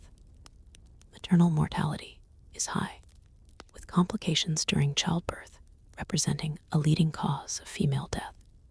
Woman's status within her community rises significantly as she ages, particularly as she becomes a mother and later a grandmother. Older women serve as repositories of practical knowledge, midwives, mourners at funerals, and mediators in family or community disputes. Their influence operates primarily through informal channels rather than official positions, but it can be substantial nevertheless. Women you see working around the village have bodies shaped by their labor, strong arms from grinding grain and carrying water, calloused hands from textile work, and many show evidence of multiple pregnancies. Yet their conversation as they work includes laughter and gossip, alongside discussions of practical concerns, a reminder that human connection and social enjoyment persist even in challenging circumstances. Beauty, fashion, and personal adornment. As midday approaches and the heat intensifies, you notice women applying fresh coal around their eyes, and men stopping at a barber who works in the shade of a sycamore tree. Personal appearance matters in Egyptian society, across all social classes, with both practical and symbolic dimensions. Cleanliness holds both hygienic and religious significance. Despite limited water supplies, Egyptians of all classes wash regularly, using natron, a naturally occurring mixture of sodium carbonate and sodium bicarbonate, as a cleansing agent, the same material used in mummification for its drying properties. Wealthier individuals might enhance this basic cleansing with scented oils and unguents, while commoners rely on simpler methods. Hair removal extends beyond the familiar practice of men shaving their faces. Both men and women remove body hair, including pubic hair, using copper razors, sharpened shells, or depilatory creams made from mixtures like heated sugar with lemon juice, a precursor to modern sugaring techniques. Complete hair removal is considered cleaner and helps prevent lice and other parasites, a significant practical benefit in a time before effective insecticides. Hairstyles communicate social status and age. Many working-class men and women keep their hair short or shaved for practicality, sometimes wearing wigs for special occasions. Children often have shaved heads, except for a single lock on one side, the side luck of youth. Elite individuals display more elaborate styles, with women favoring longer arrangements with intricate braiding and beading, while men might adopt medium-length cuts or wear wigs over shaved heads. Cosmetics serve both decorative and medicinal purposes. The familiar Egyptian eye makeup, kohl made from ground galena, lead sulfide, or malachite copper carbonate, mixed with animal fat, reduces glare from the sun and may provide some protection against eye infections, while creating the distinctive almond-shaped eye appearance seen in Egyptian art. Red ochre serves as lip and cheek color, while henna provides orange red dye for nails and sometimes hair. Tattooing appears primarily on women, with small geometric or figurative designs typically placed on the torso, thighs, or arms. These permanent markings may have protective religious significance, particularly relating to fertility and childbirth, rather than purely decorative purpose. Temporary body painting with henna might be used for religious festivals or celebrations, and plays an important role in personal presentation. Egyptians combat body odor, intensified by the hot climate, by applying scented oils and unguents made from ingredients like myrrh, frankincense, cinnamon, and various flowers. The most elaborate perfumes involve complex preparation methods and expensive imported ingredients, limiting their use to the elite. But even commoners might use locally available aromatic plants. Jewelry serves decorative, economic, and amuletic functions simultaneously. For common Egyptians, simple bead necklaces made from glazed faience, a ceramic material with a vitreous coating, colored stones, or shell, might be their most valuable possessions, worn daily and buried with them at death. These pieces often incorporate protective symbols like the Eye of Horus, the scarab beetle, or the Ankh symbol of life. Egyptians of all classes wear amulets for protection, typically suspended from cords around the neck or wrist. Clothing in Old Kingdom, Egypt remains simple in form while varying greatly in quality. The basic garment for men is a simple linen kilt or loincloth, while women wear straight sheath dresses with 1 or 2 shoulder straps. Children often go naked until puberty, practical in the hot climate. The primary difference between elite and common clothing lies in the fineness of the linen. Wealthy individuals wear nearly transparent fabric, requiring exceptional skill to produce, while commoners make do with coarser weaves. Garments remain undyed for the most part, with the natural color of linen ranging from cream to light brown, though decorative colored borders might be added to higher status clothing. These various elements of personal appearance, cleanliness, hair arrangement, cosmetics, scent, jewelry, and clothing combine to create a visual system that communicates individual identity, social status, and cultural belonging. Even those with very limited resources participate in these practices to the extent possible, acknowledging their importance in Egyptian social life, astronomical knowledge, and timekeeping. As the day progresses, you notice how the community's activities follow the sun's movement across the sky.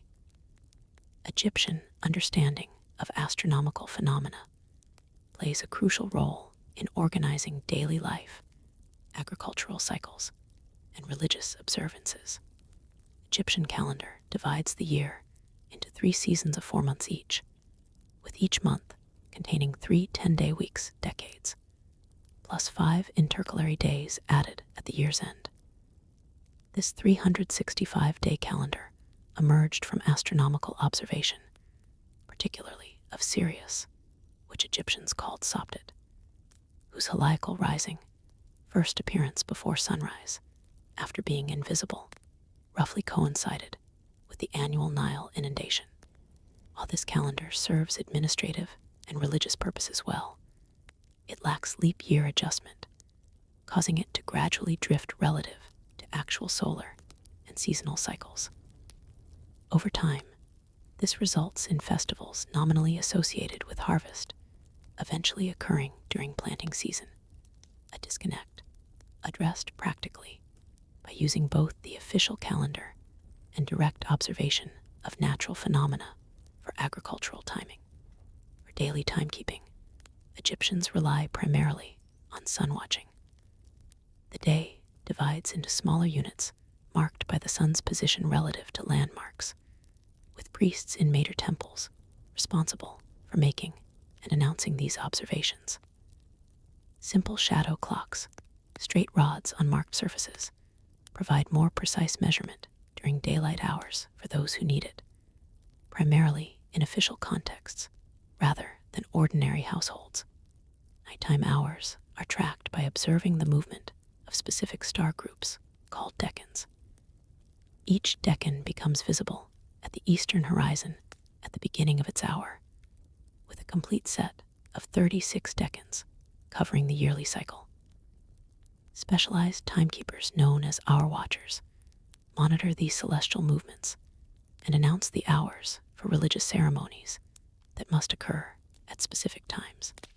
Water clocks, vessels with marked interior sides, and a small hole allowing water to drain at a consistent rate provide an alternative method for measuring time in darkness or cloudy conditions.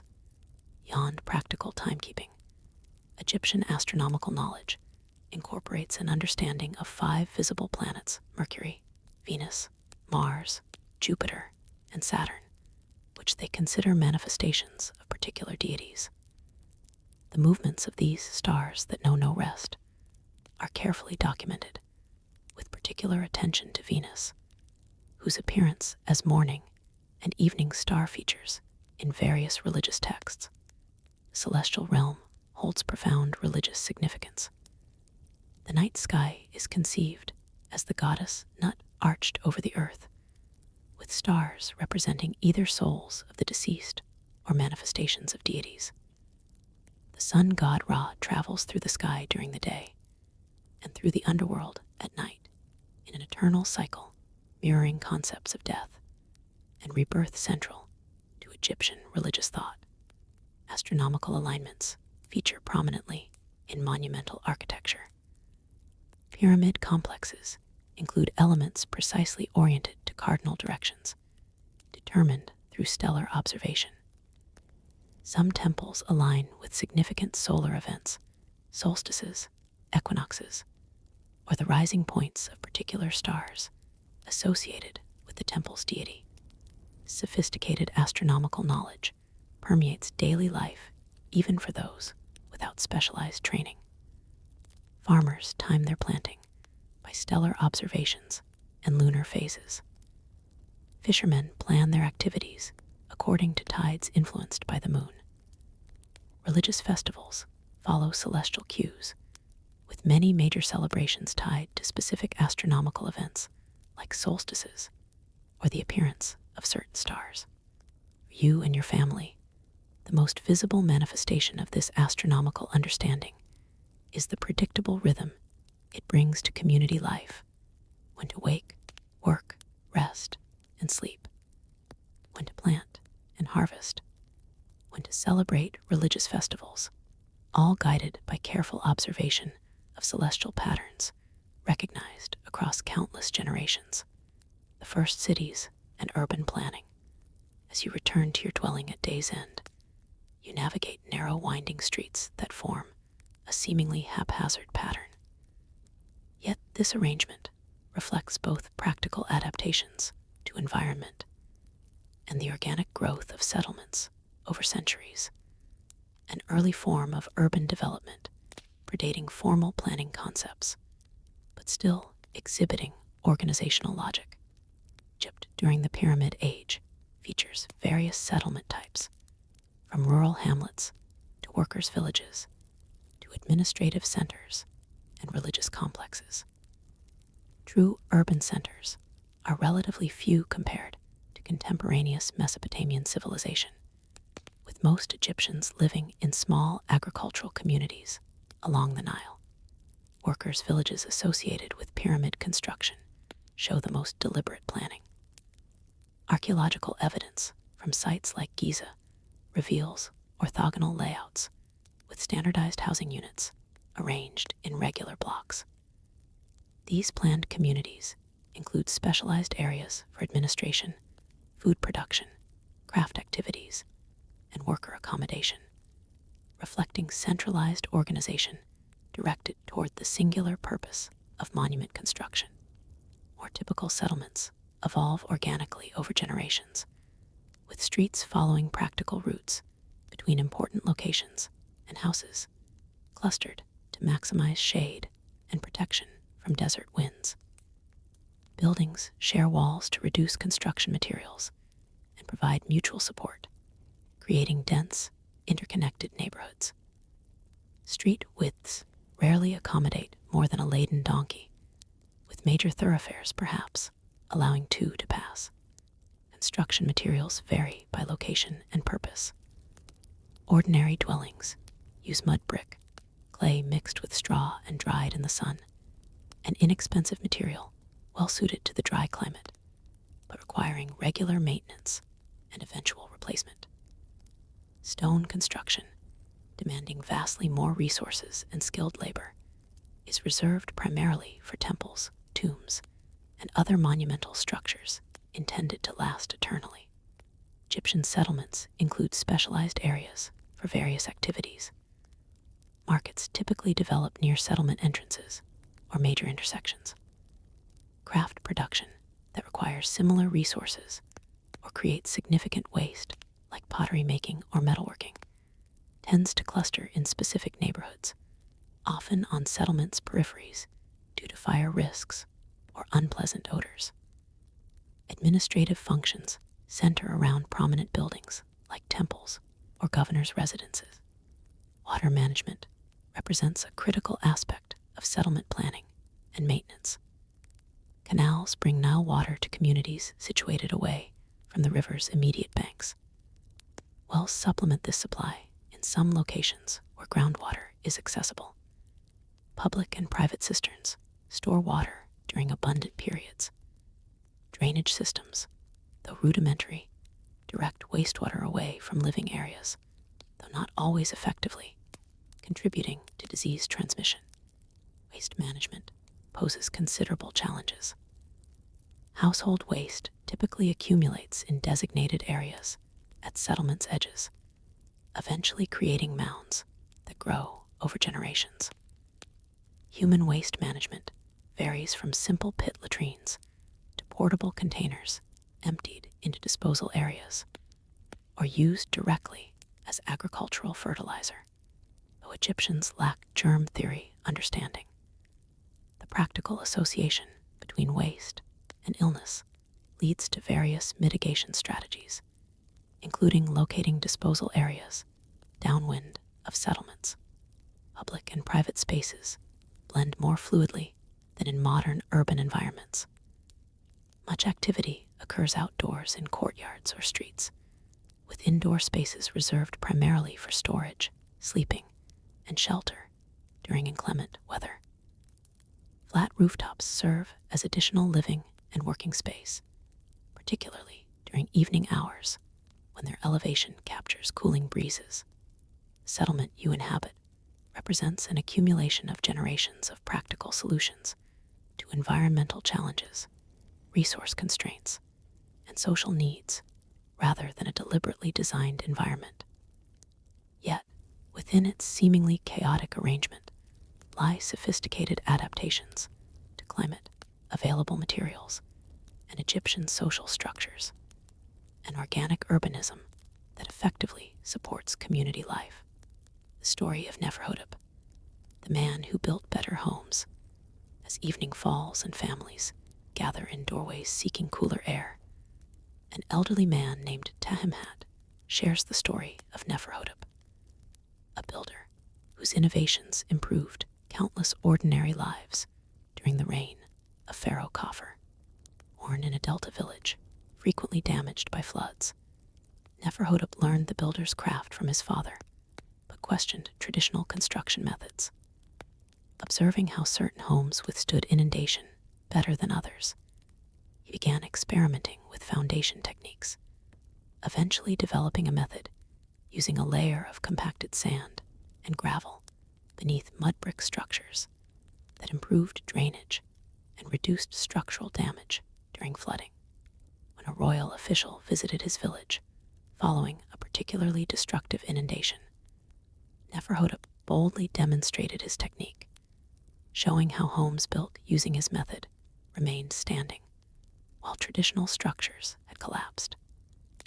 Impressed, the official brought him to Memphis, where his expertise was put to use in constructing storage facilities for grain and other valuable commodities. In the capital, Neferhotep encountered new architectural ideas and materials, particularly the use of stone in monumental construction. Though this prestigious work paid well, he remained concerned about ordinary dwellings. Studying the airflow in various buildings, he developed a modified window design that significantly improved ventilation while maintaining privacy and security. A vertical slot, widening toward the interior, that directed air upward, creating cooling circulation without allowing direct views inside. Neferhotep's most significant contribution came from an unlikely source of inspiration. After observing cats seeking shelter in pottery vessels during hot weather, he experimented with incorporating large pottery vessels into wall construction, with openings facing both interior and exterior. These vessels created insulating air pockets that helped regulate temperature, keeping interiors cooler during day and warmer at night. This technique, inexpensive to implement using damaged or irregular vessels unsuitable for storage, spread rapidly through working-class neighborhoods. Records indicate that housing incorporating Neferhotep's jars became highly desirable, commanding higher rents and sale prices despite their otherwise modest nature.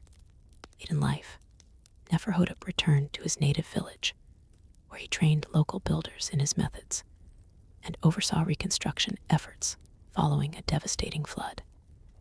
His tombstone, a simple stela now housed in the Cairo Museum, bears an unusual inscription among the standard offerings formula: "He who cooled the hot and dried the damp, whose works stand firm against the rising waters." The story of Neferhotep serves as a reminder that while the monumental achievements of pyramid builders rightfully inspire awe, countless unnamed innovators like him contributed practical improvements that enhanced daily life for ordinary Egyptians, their legacy living on in the subtle features of humble dwellings rather than towering structures, but no less significant for those whose daily comfort and safety were transformed by their ingenuity. Communication and language. As you settle in for the evening, you overhear snippets of conversation from neighboring dwellings, voices sharing the day's events, planning tomorrow's tasks, or telling stories to children. Language is the fundamental technology binding Egyptian society together, though its written form remains inaccessible to most. Spoken Egyptian of the Old Kingdom period, often called Old Egyptian by scholars, differs significantly from the later forms of the language that would evolve over thousands of years. Its exact pronunciation remains uncertain, as hieroglyphs record consonants but not vowels, leaving modern scholars to make educated guesses about how words actually sounded. For ordinary Egyptians like yourself, language exists primarily in its oral form, spoken conversations, memorized prayers, work songs, and transmitted tales. Regional dialects distinguish communities from different parts of the kingdom, with variation particularly notable between Upper and Lower Egypt, though mutual intelligibility remains across these regions. Written communication employs 3 distinct scripts, each with specific applications. Hieroglyphic writing, the elaborate pictorial system seen on monument walls and ceremonial objects, serves primarily ceremonial and monumental purposes. Hieratic, a cursive form of hieroglyphics written with reed brushes on papyrus, functions as the administrative and literary script for everyday documentation. Demotic, a highly simplified and abstracted form, hasn't yet developed during the Old Kingdom, but will emerge in later periods. The complexity of the writing system, with over 700 distinct signs by the Old Kingdom period, ensures that literacy remains limited to perhaps 1% of the population, primarily scribes, priests, and some members of the elite. This restricted literacy creates dependency relationships, with illiterate individuals relying on scribes to draft or read documents like contracts, letters, or petitions. Despite limited literacy, written communication influences everyone through its role in administration. Tax assessments, work assignments, ration distributions, and legal proceedings all generate written records that affect ordinary lives. A scribe recording grain deliveries or distributing work assignments wields significant power through his exclusive ability to create and interpret these critical documents. Nonverbal communication systems supplement spoken and written language. Standardized gestures convey basic concepts in noisy work environments like construction sites. Drum patterns or trumpet call signal-specific activities in military or labor contexts. Smoke signals or torch arrangements might communicate simple messages across distances.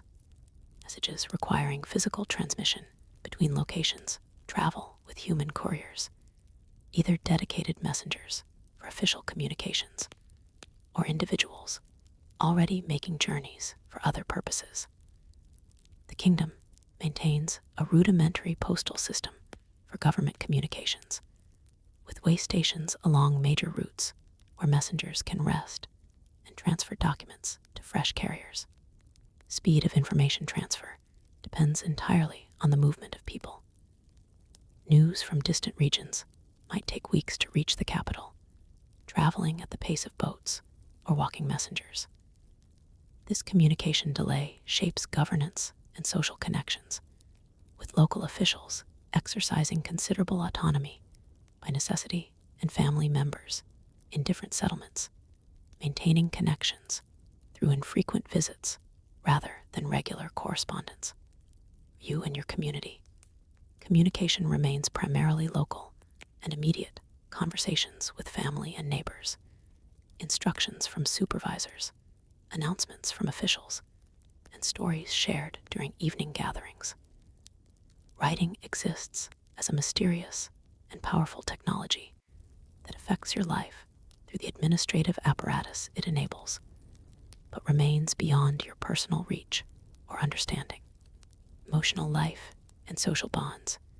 In the quiet evening hours, as work ends and families gather, the emotional dimensions of ancient Egyptian life become most visible.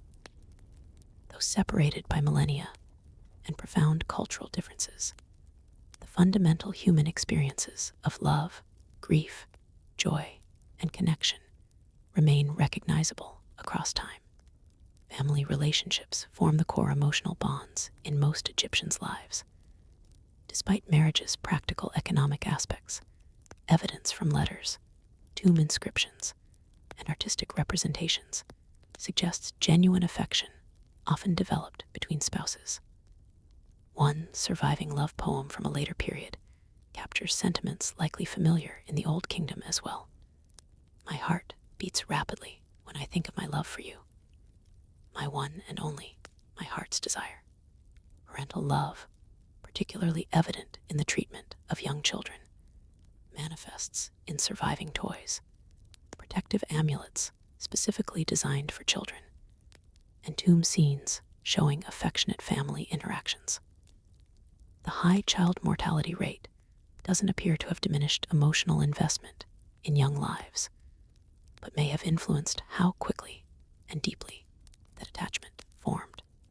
Some evidence suggests nomming might be delayed until a child demonstrated survival potential. And grieving practices seem to acknowledge the painful frequency of child death. Friendships extend emotional connections beyond family units. Work crews, neighborhood associations, and religious groupings create communities of mutual support and shared experience. Surviving texts reference the importance of loyal friendship, with wisdom literature emphasizing choosing friends wisely and maintaining those relationships through reciprocal support. Egyptian emotional expression appears less constrained by gender than in many historical societies.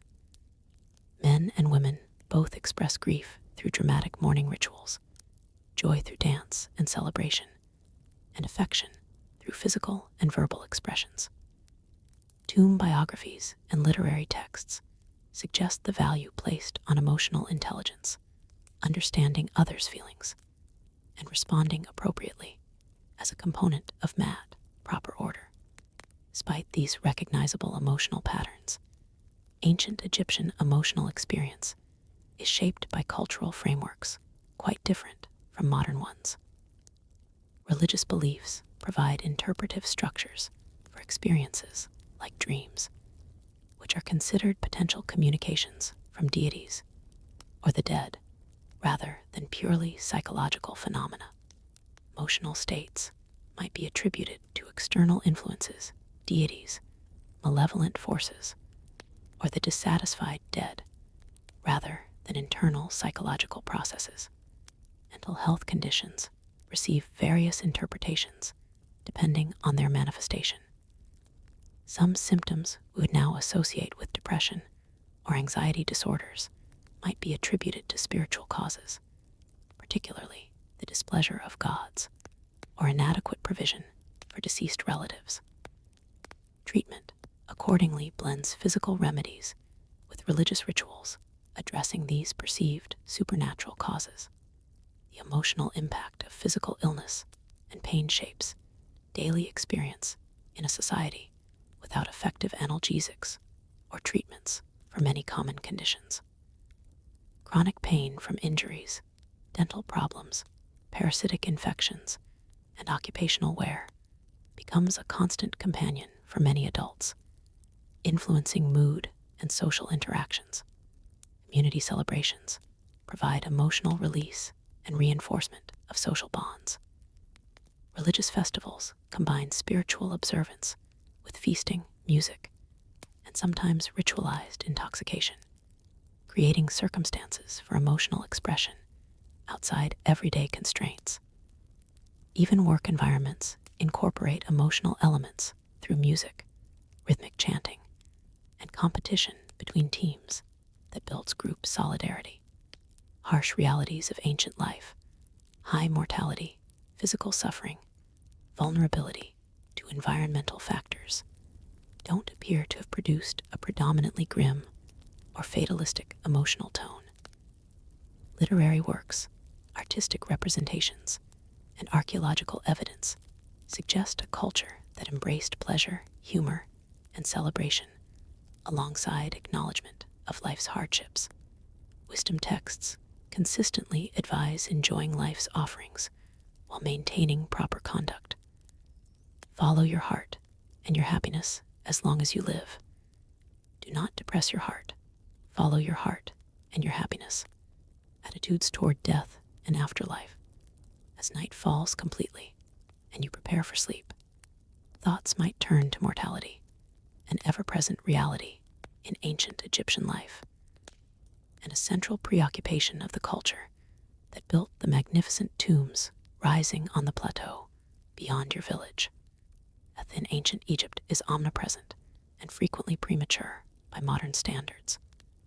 Childhood mortality claims roughly 1/3 of children before age 5. Women face significant risk during childbirth. Men in physically demanding occupations suffer fatal accidents and accumulate injuries that lead to early death. Infectious diseases sweep through communities with no effective treatments. Few individuals survive past age 40, with those reaching 50 considered truly venerable. This proximity to death doesn't produce a morbid cultural obsession, but rather a complex religious and philosophical framework for understanding mortality as a transition rather than an end. The elaborate preparation for the afterlife, visible in elite tombs, represents the most developed expression of beliefs that extend in simplified forms throughout Egyptian society. Core Egyptian conception divides the human being into multiple aspects that experience death differently. The body Ket provides the essential foundation. The Ka, a life force received at birth, requires sustenance even after death through offerings. The Ba, often translated inadequately as soul, represents the mobile, animated aspect that can travel between realms. The Ak is the transformed, affective spirit that successfully reaches the afterlife. Other elements include the shadow Shut, the name Ren, and the heart Ib, each playing specific roles in the complex process of death and afterlife transition. Proper preparation for death ideally begins during life, with the construction of a tomb appropriate to one's status and accumulation of necessary funerary equipment. For elites, this means elaborate tomb chapels, mummification, coffins, canopic jars for preserved organs, Ushapti figurines to perform labor in the afterlife, and extensive grave goods. For ordinary Egyptians, preparations are necessarily more modest. Simple pit graves in the desert sand, which naturally preserves bodies through desiccation, basic wrapping in linen, and a few personal items or amulets. When death occurs, the community mobilizes around established funerary practices. Professional mourners, often women, perform ritualized expressions of grief wailing, tearing clothes, covering themselves with dust. The body undergoes preparation, ranging from simple washing and wrapping for commoners to the elaborate 70-day mummification process for elites. Funeral processions transport the deceased to their burial place, with participants reciting prayers and sometimes performing dramatic reenactments of mythological scenes relevant to resurrection, particularly those involving Osiris. The ultimate goal of these preparations is successful transition to the afterlife, a journey fraught with obstacles and judgments. The deceased must navigate the dangerous liminal space between worlds, facing supernatural gatekeepers and trials. Heart is weighed against the feather of Mad, cosmic order and justice, with the righteous proceeding to the field of reeds, an idealized version of Egypt where existence continues in purified form, while the unworthy face the devouring monster Ammit and final extinction. Ongoing relationships between the living and the dead form an important aspect of Egyptian mortuary culture. Offerings at tomb chapels provide sustenance for the Ka. Letters to the dead, written on pottery bowls or figurines, request intervention or resolution of problems. Household shrines might include elements honoring family ancestors alongside deities. These practices reflect the conception of the dead as having continuing agency and influence in the world of the living, potentially helpful if properly honored, but potentially troublesome if neglected. Own understanding of death as an ordinary Egyptian incorporates these theological concepts in simplified form, adapted to the practical limitations of your resources. You cannot afford elaborate tomb preparations, but you still observe purification rituals, provide modest grave goods for deceased family members, make small offerings to ancestors, and orient your ethical behavior toward successfully passing the judgment of the weighing of the heart. Monumental tombs you help construct for the elite serve as tangible reminders of the afterlife's importance, even if your own funerary arrangements will be be vastly simpler. The experience of time and change. As you drift toward sleep, your mind might reflect on the passage of time, both the daily cycles that structure your immediate experience and the longer patterns that shape Egyptian civilization's understanding of history and change. Egyptian conception of time operates on multiple scales simultaneously. The daily cycle of sunrise to sunset provides the most immediate temporal framework, dividing activities into daytime labor and evening rest with religious significance attached to dawn and dusk transitions. The lunar cycle creates a secondary rhythm, with the moon's phases marking smaller divisions within months. The annual inundation cycle establishes the fundamental agricultural and economic pattern around which Egyptian life organizes, with its 3 seasons: Akhet, flooding; Perit, growing; and Shemu, harvesting. Beyond these natural cycles, individual human experience follows life stage progressions: birth, childhood, initiation into adult roles, marriage, parenthood, aging, death, and afterlife transition. Religious festivals punctuate the year with ceremonial time that stands somewhat outside ordinary experience, periods when divine forces are particularly present and accessible. Broader conception of historical time reflects a tension between cyclical patterns and linear progression. Egyptian ideology emphasizes continuity and recurrence, the eternal cycle of the sun's journey, the annual rhythm of the Nile's flooding, the divine pattern of Osiris's death and resurrection. The ideal political state is not progress, but maintenance of mad, the proper cosmic and social order established at creation. Yet alongside this cyclical conception exists awareness of linear historical development. Royal inscriptions date events to specific regnal years. Official records track succession of kings through established dynasties. Origin myths acknowledge a time before the current order, when gods directly ruled Egypt. Historical texts reference previous periods and acknowledge changes in practices, language, and circumstances over time. Ordinary Egyptians' engagement with historical time likely focuses on generational memory preserved through oral tradition. Stories of previous floods, famines, exceptional rulers, or community events create a sense of shared past extending back several generations.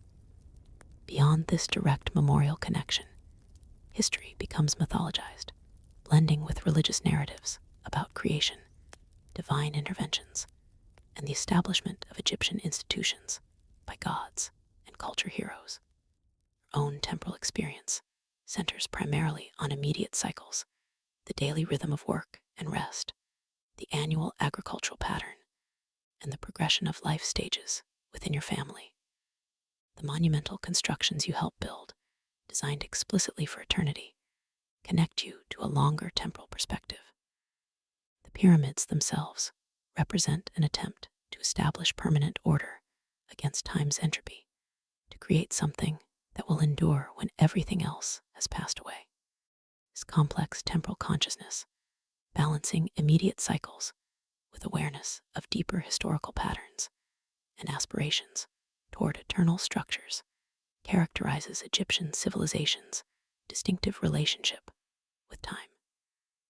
The monuments you help construct serve both as indicators of this temporal understanding and as its most enduring expression, still standing thousands of years later when most other aspects of Old Kingdom culture have disappeared. The enduring legacy, as you finally succumb to sleep after another demanding day in the shadow of the pyramids, you cannot know how your civilization will be remembered millennia later. The Egyptian world you inhabit, with its elaborate religious systems, strict social hierarchies, and monumental construction projects, will eventually pass away. Yet aspects of its culture and accomplishments will continue to fascinate distant future generations. Most obvious legacy lies in the monumental architecture you help create. The pyramids at Giza will remain the planet's most massive stone structures until the modern era, standing as testimony to Egyptian engineering skill, organizational capacity, and cosmic vision. When civilizations thousands of years later struggle to understand how these structures were built without modern technology, they will develop fantastic theories about alien intervention or lost advanced civilizations, rather than recognizing the more impressive truth that disciplined human collaboration, brilliant engineering, and patient application of simple technologies achieved these extraordinary results. Egyptian medical knowledge, though limited by modern standards, preserves some genuinely effective treatments among its magical and ineffective elements. The Edwin Smith Papyrus, dating to the Old Kingdom period though copied later, contains the world's earliest known descriptions of brain anatomy and the first recognition of the pulse as diagnostically significant. Techniques for setting broken bones, treating wounds with honey, now known to have antibacterial properties, and using willow bark, containing salicylic acid, the active ingredient in aspirin, for pain, will influence medical practice throughout the Mediterranean world. Mathematical concepts developed for surveying, architectural planning, and administrative record-keeping establish foundations for later Mediterranean mathematical traditions. The Egyptian method of multiplication through repeated doubling will persist as a computational technique. Their practical solutions to geometric problems involving circles, spheres, and triangles, though lacking theoretical formulation, demonstrate sophisticated quantitative reasoning applied to concrete challenges. Agricultural techniques developed during this period, irrigation systems, crop rotation patterns, pest management approaches, will influence farming practices throughout North Africa and the Eastern Mediterranean for centuries. Some traditional Egyptian agricultural methods will continue in use along the Nile into the modern era, representing one of the longest continuously employed agricultural systems in human history. Egyptian artistic conventions, particularly their distinctive approach to representing the human figure and their sophisticated use of hierarchical scaling to communicate social relationships, will influence artists for millennia. The characteristic profile view with frontal eye and shoulders establishes a representational tradition that later artists will either follow or deliberately reject. Egyptian color symbolism and iconography will persist through adoption and adaptation in subsequent cultures. Religious concepts from ancient Egypt will find echoes in later traditions. The Osiris myth, with its theme of death and resurrection, establishes patterns that resonate with later religious developments. Egyptian conceptions of judgment after death, with ethical behavior during life determining posthumous fate, parallel similar concepts in many later religions. Aspects of Egyptian funerary practices influence subsequent traditions throughout the Mediterranean region. Most profoundly, perhaps, the Egyptian obsession with permanence and their extraordinary efforts to preserve knowledge, structures, and physical remains for eternity achieve a partial success beyond what they could have imagined. When later civilizations lose techniques, concepts, and records through war, disaster, or institutional collapse, Egyptian knowledge preserved in durable forms, stone inscriptions, tomb paintings protected from moisture and light, papyri preserved in desert conditions, will remain accessible, allowing reconstruction of significant aspects of their worldview and accomplishments. You sleeping fitfully after another day of labor on the Great Pyramid, these future legacies remain unimaginable. Your concerns focus on immediate needs, sufficient food for your family, relief from physical ailments, successful navigation of social relationships and proper religious observance to ensure your own afterlife. Yet your participation in building these monumental structures connects you to a cultural achievement that will outlast almost everything else humans create for thousands of years to come. The story of Imhotep, the man who became a god. As you sleep, perhaps you dream of Imhotep, the legendary architect, physician, and sage who lived only a few generations before your time, during the reign of Pharaoh Djoser at the beginning of the Third Dynasty. Though not precisely contemporary with the great pyramid builders, his accomplishments and subsequent veneration exemplify the heights of achievement possible within Old Kingdom Egyptian civilization. Born a commoner around 2650 BCE, Imhotep rose through merit to become Djoser's vizier and chief architect. His revolutionary design for the step pyramid at Saqqara transformed Egyptian monumental architecture, creating the world's first major stone building and establishing the pyramid form that would evolve into the smooth-sided structures of the Fourth Dynasty. Like later architects whose names are often lost to history, Imhotep's reputation for genius survived through inscriptions and oral tradition. His innovations extended beyond architecture to medicine, astronomy, and literature. Medical papyri attribute foundational texts to him, suggesting his development of empirical approaches to treatment alongside traditional magical elements. Astronomical observations attributed to him helped refine the Egyptian calendar system. As a writer, he supposedly authored wisdom literature that established ethical and practical guidelines for proper behavior. What makes Imhotep's legacy truly extraordinary is his eventual deification, one of the few non-royal Egyptians ever elevated to divine status. Beginning as veneration of an exceptional ancestor, his cult gradually developed over centuries until he became fully incorporated into the Egyptian pantheon as a god of medicine, wisdom, and scribal knowledge, worshipped throughout Egypt and eventually syncretized with Greek Asclepius. This transformation from historical human to venerated sage to recognized deity illustrates the Egyptian capacity to acknowledge exceptional contributions while gradually mythologizing their sources, a process that would similarly affect perceptions of the great pyramid builders themselves.